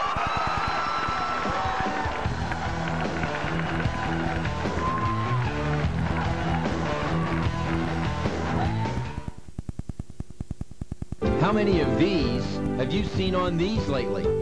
Since Scott is the largest Chevrolet Chrysler Plymouth Saab dealer in Pennsylvania, it's no wonder you see them everywhere. Scott is known for having an incredible selection, one of the highest customer satisfaction ratings, and a great service team. That keeps our customers very happy. It keeps Bill happy too. He's got job security and a new electric screwdriver. Scott on the Lehigh Street Auto Mile. Welcome back to Liberty Memorial Gymnasium. We are at 152 pounds, and things are getting rather critical for the Trojans of Parkland. They trail 24-8 in the team score. And calling the action, Ray Nonamaker and Scott Barr. Sean Jenkins with a huge barrel roll looking for a pin. The Trojans need 5 bonus points in the last 4 wins that they are expected to get. Sean Jenkins, a junior, 22-4 against sophomore Ryan Wasser, 0-1. It's Jenkins with the takedown and the 3-point near fall. He needs a physical fall. This cradle might get it for him. Give him 6. In 39 seconds, Sean Jenkins, the winner by pin, and really, the Parkland Trojans need all they can get. At this point, I heard another slap, and it wasn't the AAA, Matt. It was Matt Newhart who got the fall over Nick Hummel, and it comes at 3 minutes and 37 seconds, and that does it. Northern Lehigh is going to win this one by a 56-16 score, and Newhart was behind most of this match against Hummel.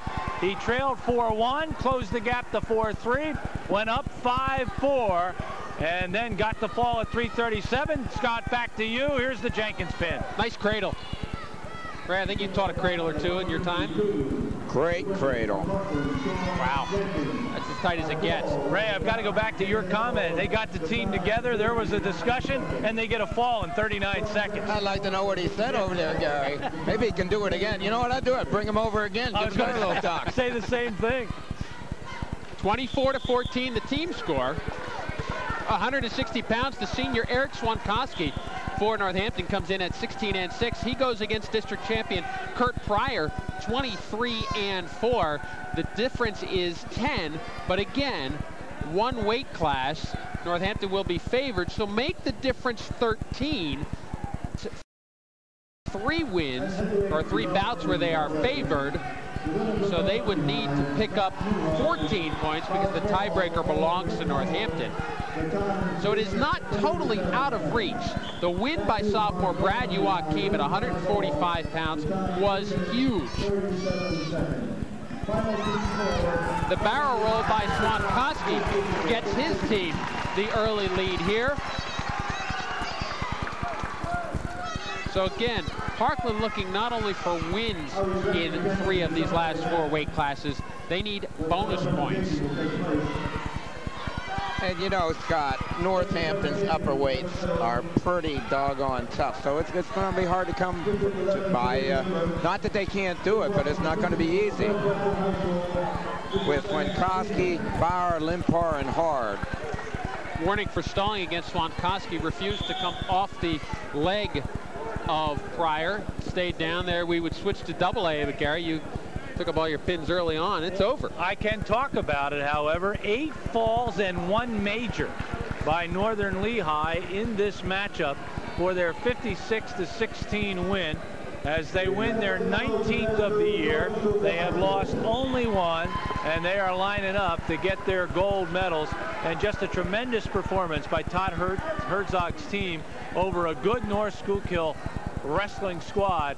They win at 56-16. They are your District 11 Class 2A champions, and that's what they'll take home and put in the trophy case. Pryor trying to pick up an escape with 30 seconds to go. In fact, is now trying to dump Swankoski to his back. He's going to try and step over that, but really he needs to break the lock that Swankoski has there. Here's one thing that year in, year out, and it's a minor thing, but it really comes in handy. The reversal by Pryor. One thing they bring to every year, Ray, they have incredible grip strength and technique. It's really hard to get their hands off when they've got them locked. Yes, it is. There are a number of things you can do. I like to break that lock with the leg, what we call a ripper, where you take your leg up, heel up high to the ceiling, and twist, and that breaks their grip, as well as just reaching down with your hand. But I've always found that's been an effective break for that. Yet you find very few teams use that. 55-16 the final score in the AA mat. Gave 7 points for that final pin. I've been so impressed I decided to give them an extra one. They deserved an extra one on a couple of those falls. They are just such an outstanding AA team. Arm drag attempted by Pryor as we still have the AAA team title to decide. We knew the AA1 would be not close. I thought it would be 25 to 30 points. I wasn't close. Did we get a shot of Northern Lehigh's tie-dyed warm-up cops? That's different. I think you don't see that every day. Yeah, they really stand out, not only with their wrestling ability, but with their warm-ups. They got the white shirts with dogs written across the butt. They got the tie-dyed blue, light blue and dark blue shirts. I think when you're mean and you wrestle that way, you should have mean and ugly shirts, and they do. When you're mean and wrestle that way, you can wear pajamas. That's right. Who's going to tell you? You can wear anything you want. That's right. Pryor trying to work a Russian tie, doesn't work it. Instead, Swankoski dives in on a leg and is in pretty good position. They're on the edge of the mat, however. That's the second Parkland wrestler I've seen reach for that spladle. That's not a good sign, right? That's a desperation move. You're absolutely right, Scott. It's not one of your primary moves. And it tells you that you're looking for something big because you haven't been able to score on the fundamental things. Haven't seen a spladle converted in probably 4 years now. Although about 4 years ago, we saw probably a dozen of them converted very well. Parkland wrestlers stalking around the sideline. Paul Valecki will be up either at 171 or 189, and he is stalking around. Billy Heinzelman at 171, depending on the decision by Coach John Togus. Scott, you can say all you want that wrestling is an individual sport, but there's an awful lot of momentum that goes with it in a team situation in a dual meet. Pryor dives in for the lower leg. Now he's in good position. Needs to step over.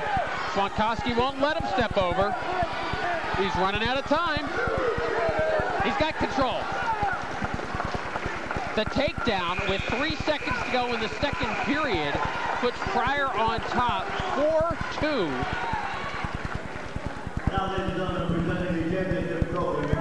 All he's trying to do is keep the Parkland Trojans in the match.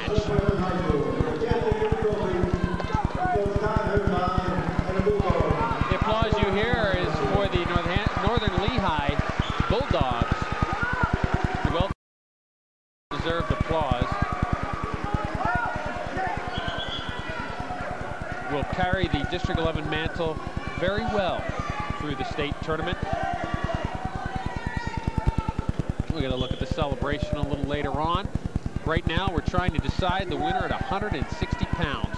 Pryor on bottom for Parkland leads 4-2. Swankowski will try and turn him on top. Is getting a little bit too high with the legs in the power half. See if Pryor can squeeze out the back. Now Swankowski settles back a little bit. Stalemate.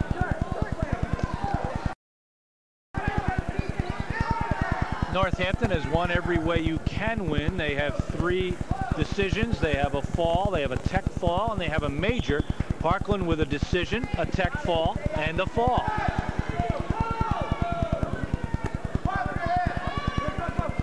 Pryor needs better hand control to work his way out of there.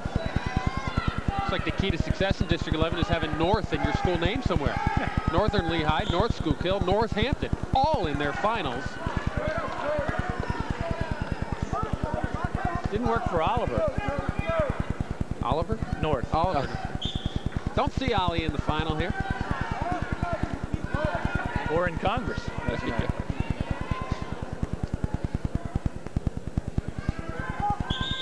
Now you know we don't let you here very often. You know that? There is a point awarded to Pryor.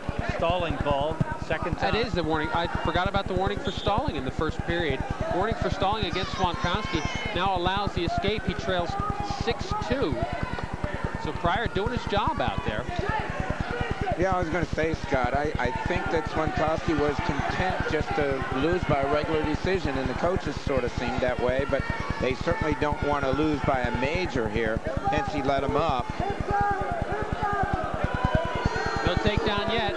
Pryor trying to keep his toes in. They go out of bounds. You know, Ray, if you ask District 11 fans to talk about the returning district champs and place winners, this guy's probably the last one you mentioned. Kurt Pryor, returning district champ. Not flashy, no, but he is 23-4. He finds a way to win. He's just very, very steady. And I think that's what you have to be successful. There are a lot of guys that are very flashy, but then they have down matches too.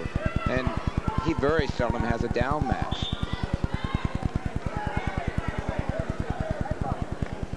Parkland looking for a real nice district final setup. They have to figure that Pryor, their returning champ, will be there. Trench, they think, will be there. Sean Jenkins, they think, will be there. And Brad Dillon, they figure, will be there, along with perhaps a Tony Severo and a Frank Vega in the district finals. But right now, it's Kurt Pryor keeping his team in this one. 6-2 the winner. His team now trails by only 7, 24-17, and we'll see what they do at 171 pounds. It has been determined.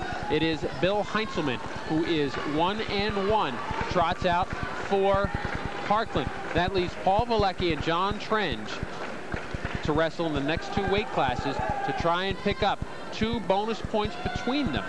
John Bauer comes out for Northampton. He is a senior at 19-6.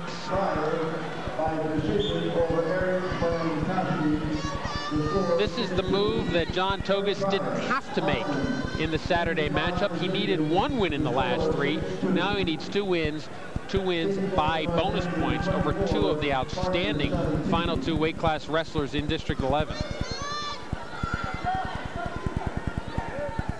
All of the previous doomsaying being done, Ray, if Heinzelman can find a way to win here, then who knows what can happen. All of a sudden, Parkland likes their chances an awful lot. Right, if he could win, they're in, I'd say, real good shape. That's a Even if he loses, they could win, because Velicky could possibly pin Limpar, and then Trench just has to win. That would do it for him. A tech fall or no, a he fall. wouldn't. He'd need a major over Hard, right. 10 points. A tech fall or a fall by Bauer ends this thing mathematically. Anything less, and Parkland has two of their best wrestlers heading out there. And I could mention Beef Velicky as perhaps a district finalist at 171 pounds. He's just a junior and has had limited time on the match this season. But the time he has had out there has just been outstanding. He pins an awful lot of guys. Certainly Parkland has excellent wrestlers left, but so does Northampton. Limpar at 22-6 on the year, and Hard at 22-0. So knowing what you have to do and being able to do it against outstanding wrestlers will be a real challenge for Parkland. Obviously, those records were coming into the dual meet tournament because Phil Hard lost today to senior John Pergolini of Easton for his first loss of the year. That loss will not count in his District 11 individual record when the seedings are done, and you'd have to figure that Phil Hard would be the top seed in a very strong heavyweight division. I don't think I'd ever say that about District 11. You would have to say is probably top seed. Steve Early, also third in the state, would be seated very high. You don't know about caliber of competition, who they met outside of the area that perhaps were state champion or placed in the state meet. You get an awful lot of points for that. So it maybe isn't cut and dried who will be first, but I would say Hard would certainly be in line for the top seed. I think Hard in Italy numbers 1 and 2. John Pergolini, a 3 or a 4. Mike Moya from Dira, a 3 or a 4. Very strong, down to 4 places. 6 AAA wrestlers will advance to the regional competition. First period ends here at 171 pounds, 0-0. So the tall order for Bill Heinzelman to pull this one out. Where has Heinzelman been all year? He hasn't wrestled very often. Well, he's been in a very strong lineup and just can't break through. And you got Velicky, Trench. And actually, I think Scott, John Toga said he came out late this year. He hadn't even wrestled earlier in the year, and then he came out. So they were able to use him there. I'm sure he won't see anybody any better than what he sees in the wrestling room. Yeah, that's a great workout, a great point, too. As with both these rooms, you're working out with guys that have gone to the States and placed in the States and have won the district. So you can say all you want about caliber of competition, where you go and who you wrestle. But so often, it's who you wrestle every day. I think if I had to go up against John Trench on a daily basis, I'd come out late, too. I think you'd come out broken.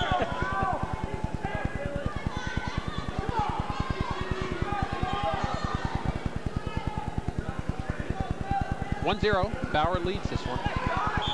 Bauer typically is not a pinner for Northampton. Generally, his bats are fairly close. And the longer this one goes, the more worried I'm sure Don Roan is going to be. Bauer went against Velicky in the dual meet last Saturday in the opener of the tri-meet. Bauer beat Velicky 2-1. Unusually, he gets the takedown here. He leads 3-0. Unusually in the overtime, he won on a penalty point, an unsportsmanlike conduct or unnecessary roughness call against Velicky. So Bauer beat him and figures to have an easier time of it with Heinzelman. Boy, Heinzelman walked right into that. Just stood straight up.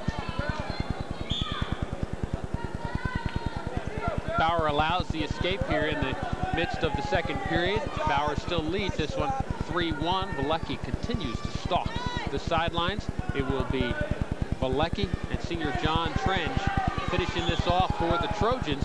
And Ray, regrettably, we failed to mention Ian Klanzik during that incredible dual meet against Easton. Ian has been such a vital part of this Parkland program. Unfortunately, he gets bumped when a move has to be made. There's a warning for stalling now. I'm glad you brought that up, Scott, because people like Ian are a real credit to the sport. They're out there every day, and they've done such a great job, and he's really sacrificing his position so that the team can win. And I don't think you can give enough praise to young men like that. But I believe a lot in outward confidence, and I'll tell you what, seeing Velicky pace the sidelines would worry me a little bit if I was Limpar, because he definitely, of all the Parkland wrestlers that have been ready to come up, he's exuded the most outward confidence. So we'll see what happens. Mentioned he wasn't out for the team early, has certainly made up for lost time. 9-3 coming in, and we're looking right past this one as John Bauer's gotten another takedown to lead 5-1. Now allows the escape late in the second period to lead 5-2. Heinzelman has been warned for stalling once by referee Bauer. Really starting to show how dominant he is. He's up 7-2.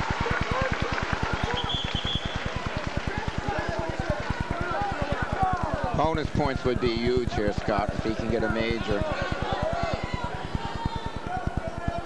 A major would put his team up by 11. That would force a physical fall in one of the last 2 weight classes. In fact, actually in both, because Northampton would win their 7th bout. And a tie would go to the Concrete Kids. And you're talking about Limpar and Hard. Actually, if you're going to get a physical fall or a tech fall anyway, I think you're going to get 2 physical falls. I don't think Trench will tech Phil Hard. I think he's got a better chance to physically pin him, and I don't think Velicky would tech Marty Limpar. I think, again, the better chance would be that he'd catch him in something and just plant him there. Come on, John! So perhaps the bonus point not so huge by Bauer, although I think he thinks it's huge just for his confidence level. He's out there in a big, very well.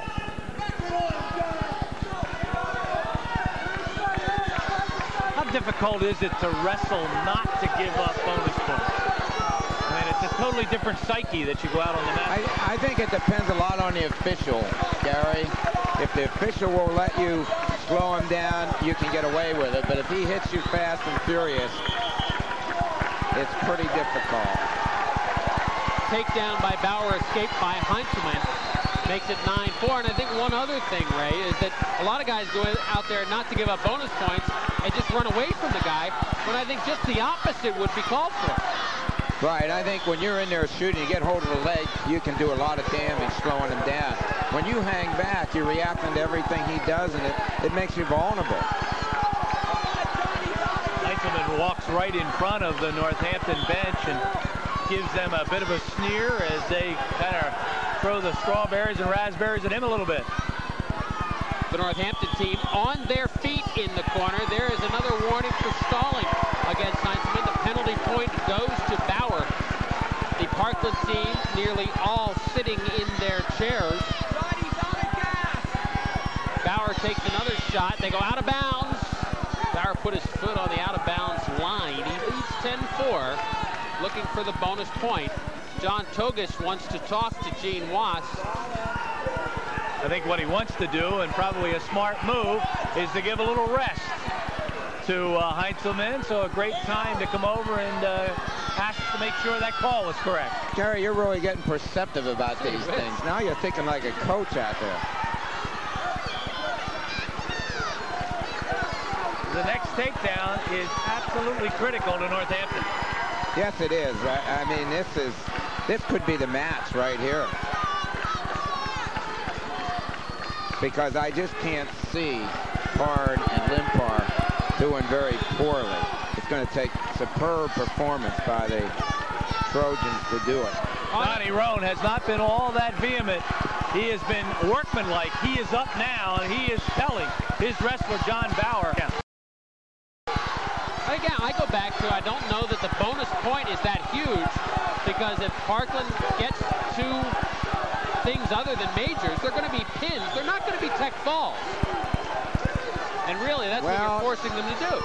Thinking as a coach, what I do seeing Hard running out of gas in the afternoon, I'd try and perhaps get him stalled out by Trench, and he could possibly do it if you kept after him. I'm not saying, you know, I don't think if Phil were physically ready that would ever happen, but possibly if he hadn't been practicing too much, you might have a better shot, because I don't think you have a real good shot of pinning him either.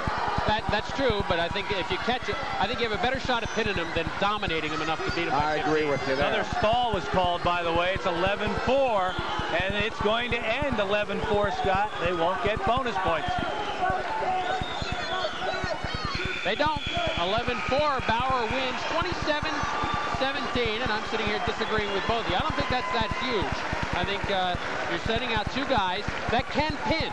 You're sending out Paul Vielecki, a junior, 9-3 at 189 pounds. He's already out there. He has been a number of quality opponents. He'll go against junior Marty Limpar, who certainly falls under the quality opponent banner. He's 22-6. Now, just in the interest of making a good match, I think Vielecki has a shot because he's upper body. And I think anytime you go upper body, you can catch someone in a fall. And there it is. Headlock by Vielecki, no. Countered nicely by Limpar. Vielecki's going to look for nothing but the fall the whole way. Again, Parkland needs 11 points in the last two weight classes. More likely to get 12 than 11 or 10. And we're not talking about chopped liver out here. Limpar's record is what, 24-6? That's a tall order. Yeah, we're talking about what Vielecki has to do, and underscore that with the fact that Limpar is an outstanding wrestler. Marty Limpar wants to win this match, not survive. Understand also that Vielecki is giving up some weight here to Limpar, as Vielecki weighed in at 171 pounds. Takedown for Vielecki.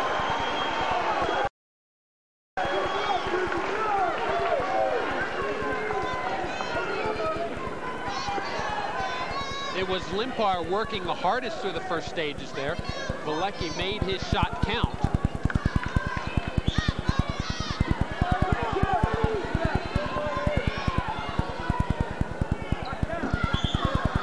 Brings Limpar down heavily. And I guess coaches will always tell you, anything can happen here. Oh, anything can happen. You can pick them up, you can drop them. That would turn the tide right there. You hate to wish ill on anybody, but keep in mind there are more things than a fall worth 6 points. A default is 6. A disqualification is 6. If he stalls him out, that's worth 6. So there's a lot of stuff that falls under the category of anything can happen. And Parkland needs 5 or 6 out of this match, or it's all academic. Escape by Limpar, 2-1. Limpar trails.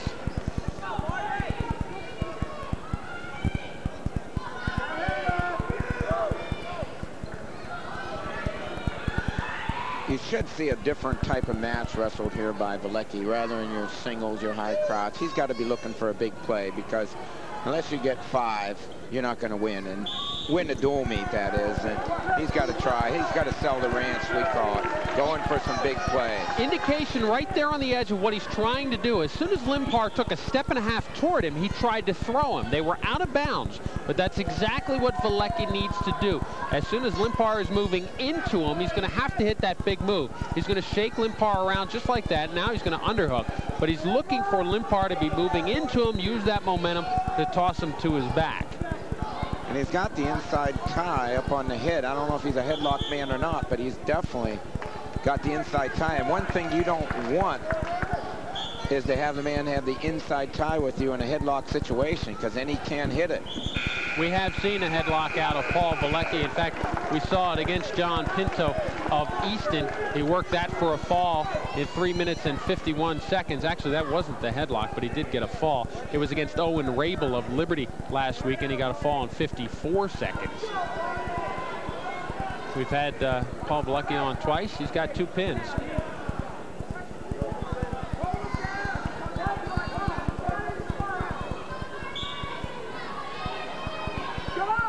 Vielecki on bottom, wanting the escape. Oh, drops him on the right shoulder. That's going to be a penalty. And if Vielecki can't continue, he would get 6 points for his team. John Togus would never, ever, ever let a guy take a dive. And even though the slam was called against Limpar, the penalty point goes to Vielecki. There is no way that thought even crossed John Togus's mind. But when you talk about anything can happen, that was anything right there. Put in a good word for Don Roan, too. He has a history of telling a wrestler if he can't continue, we're going to go back out, start the match, wrestle 1 second, and then we'll forfeit. So these two coaches don't want to win that way.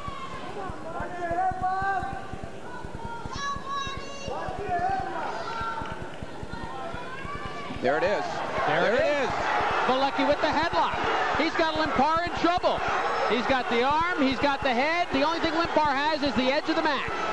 You know, when it was there the whole period, he had the inside tie and his head was up.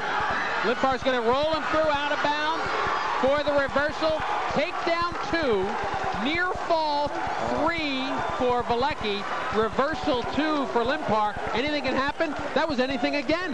That was the golden opportunity, Scott. Escape for Velicky. 10-3.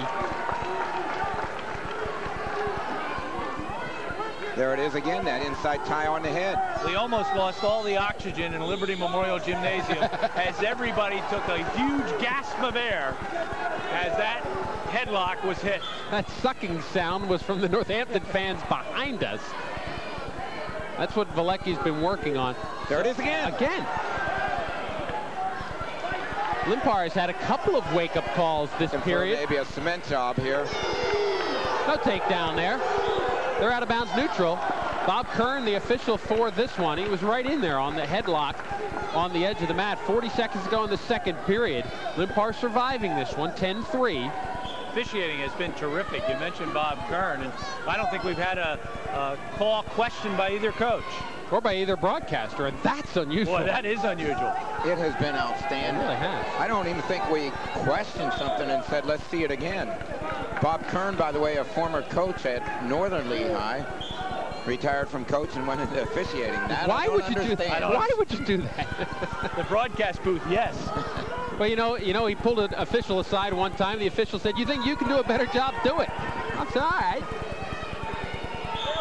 And in fact, there's a warning for stalling against Limpar. Darren Evans has gone the other way. Darren Evans, formerly an outstanding official, now is the head coach at Penargil High School. Maybe he's the one Bob Kern said, "I think I can do a better job then." Darren was an outstanding official. Jake Llewellyn did the same thing for a bit.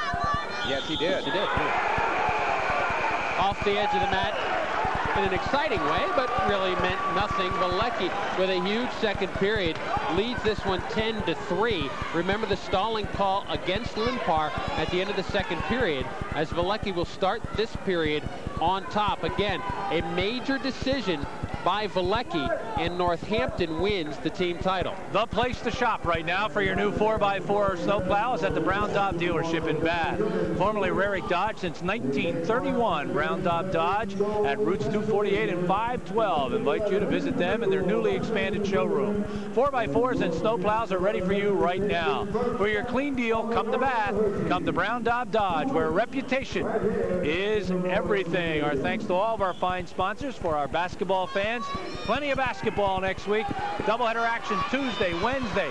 6 games on Friday, maybe a third game on Wednesday. Stay tuned. Watch RCN4. We'll keep you updated. Here's Scott and Ray. We're going to see a pretty good dual meet next week. Parkland takes on Blair Academy on Friday, so their season far from over in terms of dual meets. They are looking to extend their dual meet season in the postseason as Limpar, boy, he's giving Parkland some hope, isn't he? You know, we've had no lulls in the action here tonight to discuss any other issues, but you did drop the idea that whoever wins the team championship may very well not put that team out to represent them in the States, and it's an idea that we should at least develop if we ever do get an opportunity. I think they would send out their regular team in the state quarters and semis because that's a one-day event, but the state finals of the dual meet event falls much too close to a weekend where the wrestlers would be competing in the state tournament. In fact, the Thursday or Friday before districts, that either coach might choose to send the JVs. And Don Rohn had a good point. He said if a boy's going to get a scholarship, it's on how far he goes in the individual tournament and not what he does in the dual meet. So he's thinking Well, if it's that close, why take a chance on getting him hurt in the dual meet when he's going to get $15,000 a year for 4 years by winning the state title? With all that said, knowing Don Rohn and John Togus, how in the world, with the competitiveness that those two guys have in their hearts, do they send out a team that can't win the state title? Well, I go to the other side of it, Gary. I'm thinking that a dual meet against Bald Eagle Nittany, are we all set up now? I think we're having some technical difficulties. I think a dual meet against Bald Eagle in the state finals, there is much less possibility for injury than in the rooms of either the K-Kids or the Trojans. So if it's for injuries, I think you go. Well, getting back to Gary's point, I think with the competitiveness of Don and John, I don't think it's going to happen. I think they're going to put their best squad out there. I think the most salient point that was made is there's just too much time between rounds of that tournament. The first round on the 17th, the second on the 24th. Why not have the second round on the 21st, have the finals on the 24th, and then nobody worries about it.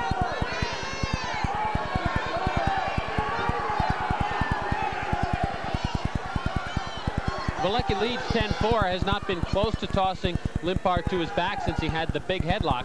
Now shoots in. There's another warning for stalling against Limpar.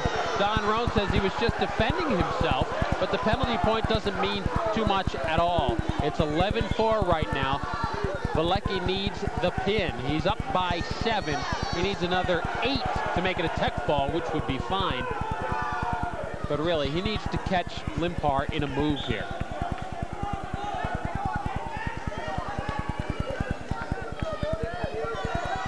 Gene Wass talking to Bob Kern about that stalling call. That could have gone either way. That's our first one tonight. That could have gone either way. I think Limpar was probably defending himself, but really hasn't generated any offense. I think he deserved it. If not on that sequence, then for his inactivity during the rest of the period. Now he's pushing the action pretty good, Scott. But really isn't doing anything offensively. Veliky is trying to shoot, and now Limpar in the over and under hook.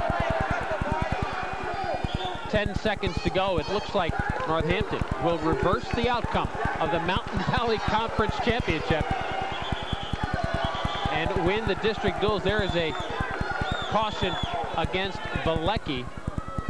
More blood on the face of Paul Veliky. Grabs a towel, wipes his nose. It looks like it's going to be a quick blood timeout. Gary, you missed some good dual meets this year, but looks like you caught a pretty good one, too. It was another great season. I got nothing on Gary. Well, it looks like we are having some technical difficulties with the microphone of Gary Laubach. I think Gary was saying we had all great dual meets this year. And you know what? You're right. Almost everyone was exciting coming down to heavyweight. Veliky selling the ranch with the late headlock. He slips off the head of Limpar. Limpar gets the late takedown. Veliky is your bout winner. And Northampton does it again. The hand of Limpar was raised. I certainly think that was a mistake. Had to be a mistake. But Veliky did shove Limpar aside. I don't think it was hard enough to be a disqualification. I hope we get some validation of that. I think it was a mistake, Scott. The score is up there at 27-20. Okay. So they're human after all. Yes, they are. Yes, they are. Right at the end, you'll get a look at the extracurricular activity by Paul Veliky. I think a little bit of frustration, not nearly enough for a disqualification, but the hand of Limpar was raised. Should have been the hand of Veliky for an 11-5 decision, 27-20. John Trenge out there, the outstanding 190-pounder for the Trojans. He is undefeated at 25-0. He goes against sophomore Phil Hard, 22-0 in the regular season, suffered his first loss today to John Pergolini. So except for that, we get a couple of outstanding undefeated wrestlers out there. And no one is leaving because this is one bout everyone wants to see. We still have no communication from Gary Laubach, still having difficulty with his microphone.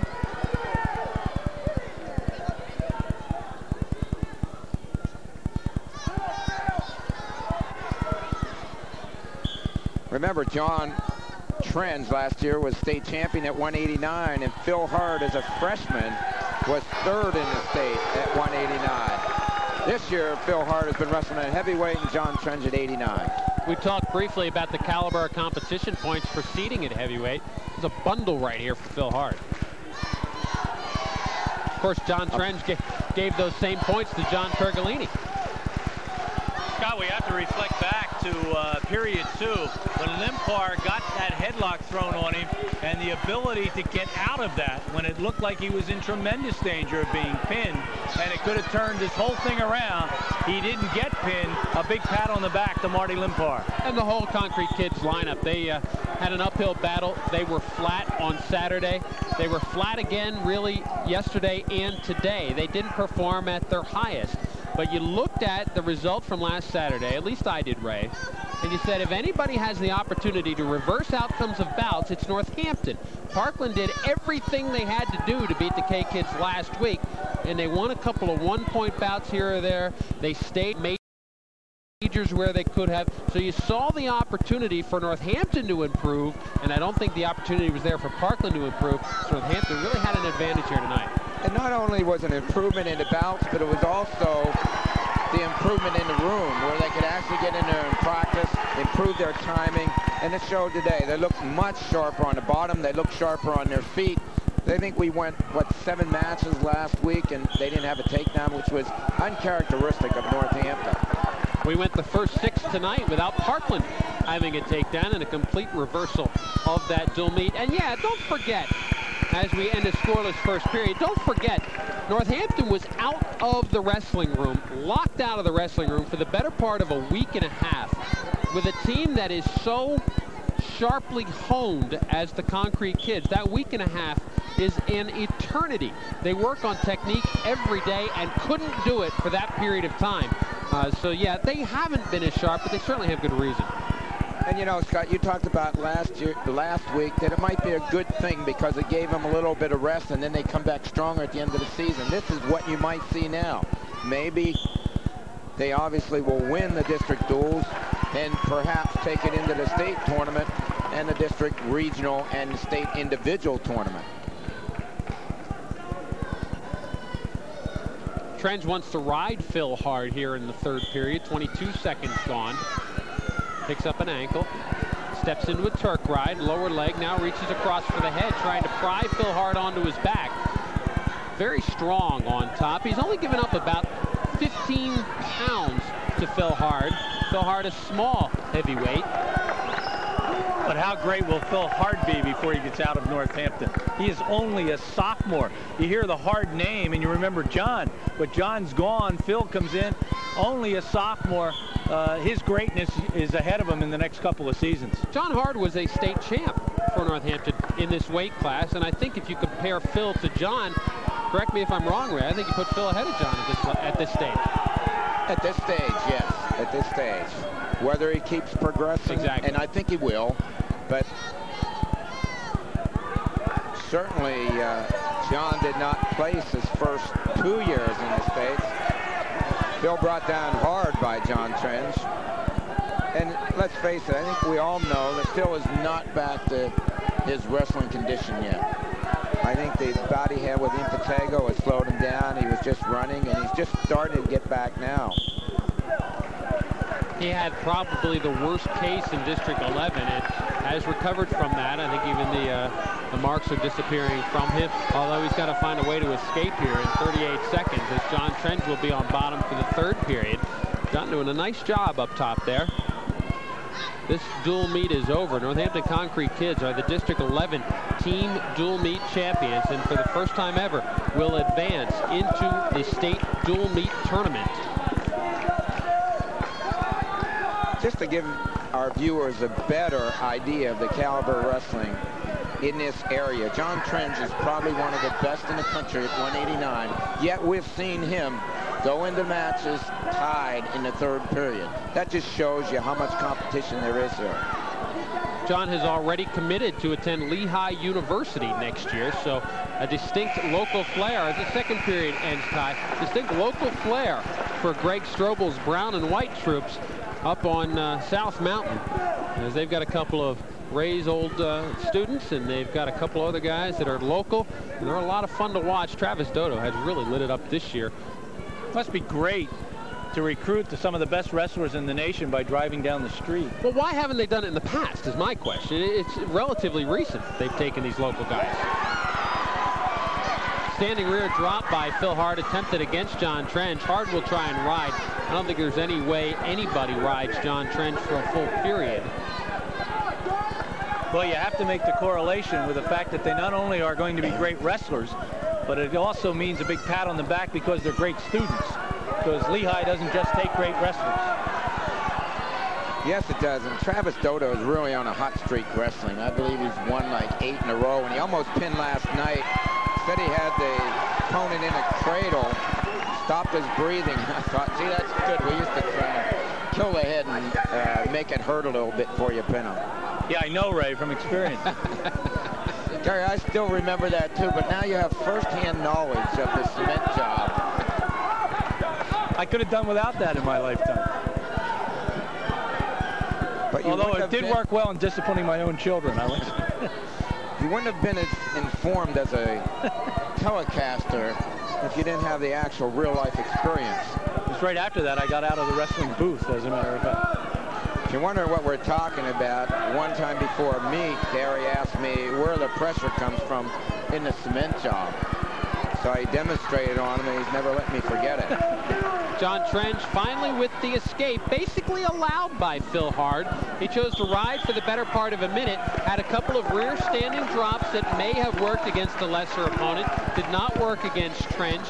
Trench was almost out once on his own in that first minute, but finally did get the escape. Phil Hart looking to beat this outstanding wrestler from Parkland. What an exclamation mark that would be at the end of this one.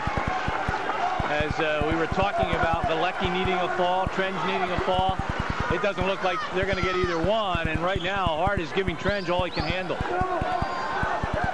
Now Phil Hart needs injury time and will take it, although it looks like he's just plain out of gas at this point. If there's been one knock on Phil Hart, it's that he slows down in the third period, and he certainly has slowed down here in this third period, although who can blame him?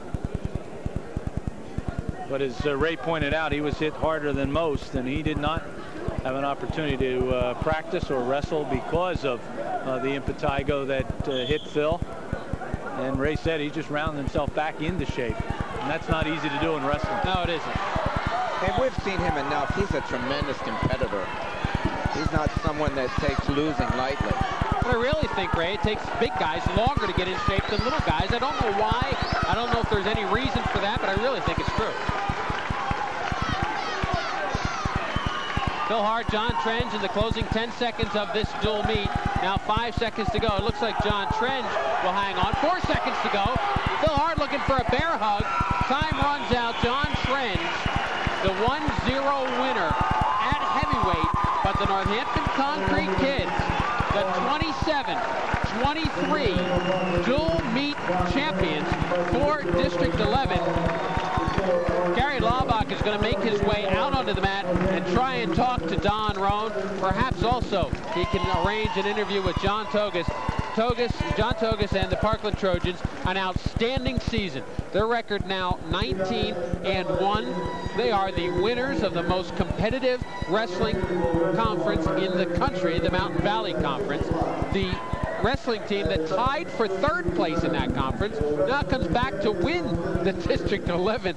Ray, I don't think we have to explain anymore why this is such a great area. No, I don't think we have to explain, at least not to the people in District 11, but if people are watching us from outside the area, all we can say is, you know, we'll go against anybody. Don't forget about the Northern Lehigh Bulldogs, who had a spectacular dual meet tonight. They were the huge winners. Gary Laubach has Don Roan at mat side. Let's go to Gary right now. What a difference 1 week makes, Don Roan. Tremendous effort tonight by your kids. They did a great job. They did a great job all day. Every one of them fought to the very end. Don, go back a couple of weeks when things got so distraught for your wrestling team because of the problems in the wrestling room. How difficult has it been for this team to come back and wrestle the way they did here tonight? I'll make no excuses about last week. Last week we got out-wrestled. This week we turned it around. We did a great job. I think it's a real hard thing to go undefeated in the Lehigh Valley, and this is just another living proof of how hard it is to be undefeated in the Lehigh Valley. You have some heroes tonight? We absolutely have some heroes. Joachim did a great job all day long. He won 2 big matches for us, and it was nice to have Adam Lutry back. That was the real key, Adam Lutry. Don, of course, now you have to look forward to the state team wrestling championships, and it is going to present a problem to you because I know it's so close to the individual states. What's your mindset? You're going to go in, you're going to win, you're going to attempt to win the states? I have no comment on that. I'll have to talk to my team. I'm not real sure what we're going to do, but I've said it before. I don't like the situation. If this was a college tournament, there's not one team in the country that would send their team to a dual meet tournament 2 days before the national qualifier. No one would do that. So it's going to be a difficult decision for you. It'll be a difficult decision. I know the PIA will probably be putting pressure on us, but we'll have to decide what we're going to do. Don, talk a little bit about Parkland. How great a team is the Parkland Trojans? Parkland Trojans are a great team. They have a great program there. They have a great coach, and they have a lot of talented wrestlers. Again, I just think it's really hard to stay unbeaten. It's a great wrestling area of the Lehigh Valley. A great team effort tonight by Northampton. Congratulations again. Our kids and coaches did a great job. I'd like to thank them all. All right, that's Don Roan, the winning coach of the District 11 Class 3A champions. Back to Scott and Ray. Ray, sometimes the best comment is no comment, and Don Roan chose not to. Said he wants to talk to his team first. Talk about that a little bit. I think that's a great idea. You know, even if maybe he doesn't want to, if the kids feel that they want to do it and they have their hearts in it and they're the ones, after all, that can benefit from it, let them decide. I think it's a great way. Maybe you can give them some guidance. But surely, if you leave it up to the kids, let them decide what they want to do. And I think that's a good way to approach it. Parkland receiving their silver medals. Now John Togus has joined Gary Laubach for comments. Certainly a terrific season for the Parkland Trojans. Let's go out and see what John Togus has to say about it. You know, you wrestle in the Lehigh Valley, you beat a team once, you don't ever want to see them again. No, that's not totally true. This is what wrestling's all about. I mean, this is great competition. You know, we're very, very happy that we had as much success as we did this year. And you know, they had a much better lineup than we did. They put it together and we didn't. So, you know, I can't take anything away from them. They wrestled much better than we did, so they deserve to win. John, if we had this interview last week, probably Don Roan would be saying the same thing about your team. Last week you guys wrestled so well, didn't really do anything wrong. The result was just the opposite. Right. It's just a matter of, I guess, when you win. Oh, sure, definitely. It always matters when you win. It's usually nice to win last. What was going through your mind about midway through the match when you realized you were going to have to make some changes in the lineup? Well, we kind of knew when we were going to make changes before we were there. Basically, you know, we thought, you know, swing bout for us was either 103 or 145. We had to win one of those two. You know, we win one of those two, then we're in good position. We were still going to probably make the moves up top that we had to make. You know, we knew that. But you know, they out-wrestled us. Obviously a great run and much of the season left to go. You've got so many great individual wrestlers. Looking forward to the District 11 individual. Oh, without a doubt. Without a doubt. Plus we have Blair Academy next Friday. So, yeah, we have a lot left. Just a tremendous effort, undefeated to this point. A tough night for you, but obviously your kids wrestled so very, very well. Congratulations so far on a great season, and keep going. Thanks a lot. Obviously, in defeat, very cordial is John Togus, and we thank him for that. And again, I'll throw it back to Scott and Ray. And then now, Ray, his Trojans can really concentrate on that individual tournament. It's not all bad here. No, it's not. You know, actually, he's in a better position than Don individually because he doesn't have to worry about the distractions of, you know, putting your people up, bumping them up a weight if you have to. He can concentrate on, let's see what we can do as individuals. So you're absolutely right. It's a double-edged sword when you win.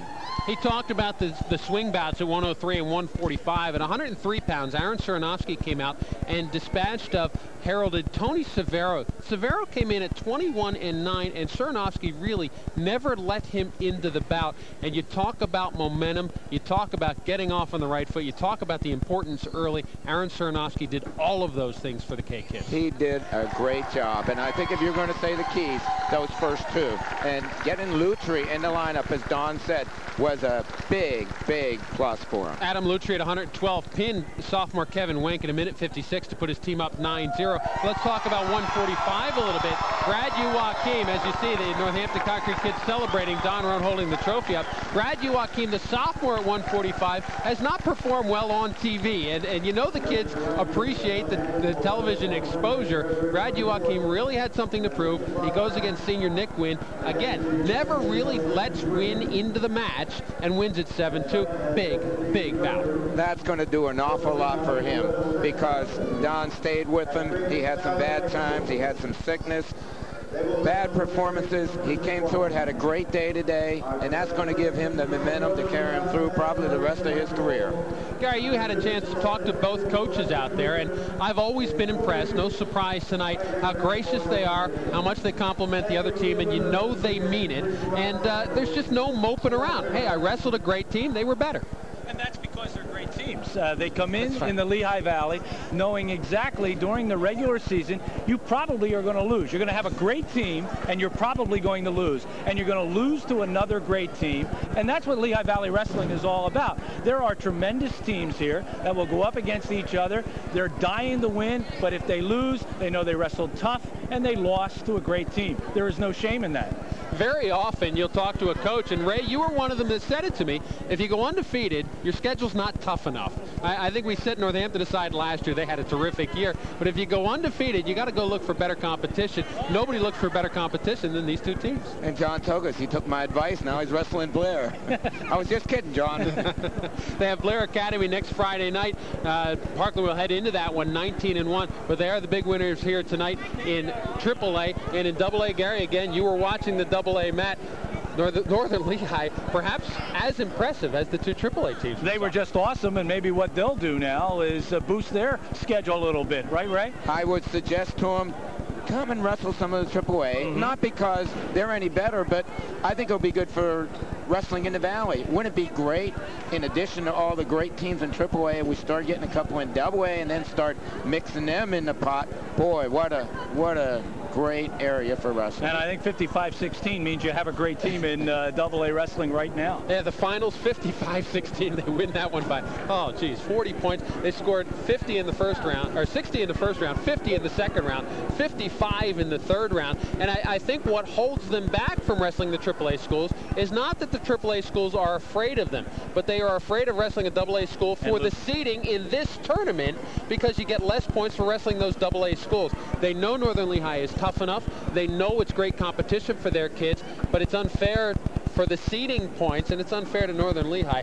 Again, hats off to them. They're the toughest AA team I've seen in a very long time. So what we had here tonight, obviously, were 4 great wrestling teams. There were 16 great wrestling teams in this tournament, and we have crowned champions. And Northern Lehigh as the AA champion, and Northampton as your AAA champion. We're glad you have spent some time with us. I'm happy that these two guys allowed me to hang around a little bit. Ray Nunemaker and Scott Bard doing their usual terrific job. And we're glad you have joined us. You've been watching exclusive live coverage of the District 11 Class 3A and AA Wrestling Championships. And just a reminder, just 2 weeks from tonight, we'll have live coverage of the individual wrestling championships for Class AAA. Basketball championship weekend coming your way next week. Wrestling a couple of weeks away again. So my thanks as always to all of you for spending time with us. So for all of us at RCN4 Sports, I'm Gary Laubach. Good night, everybody.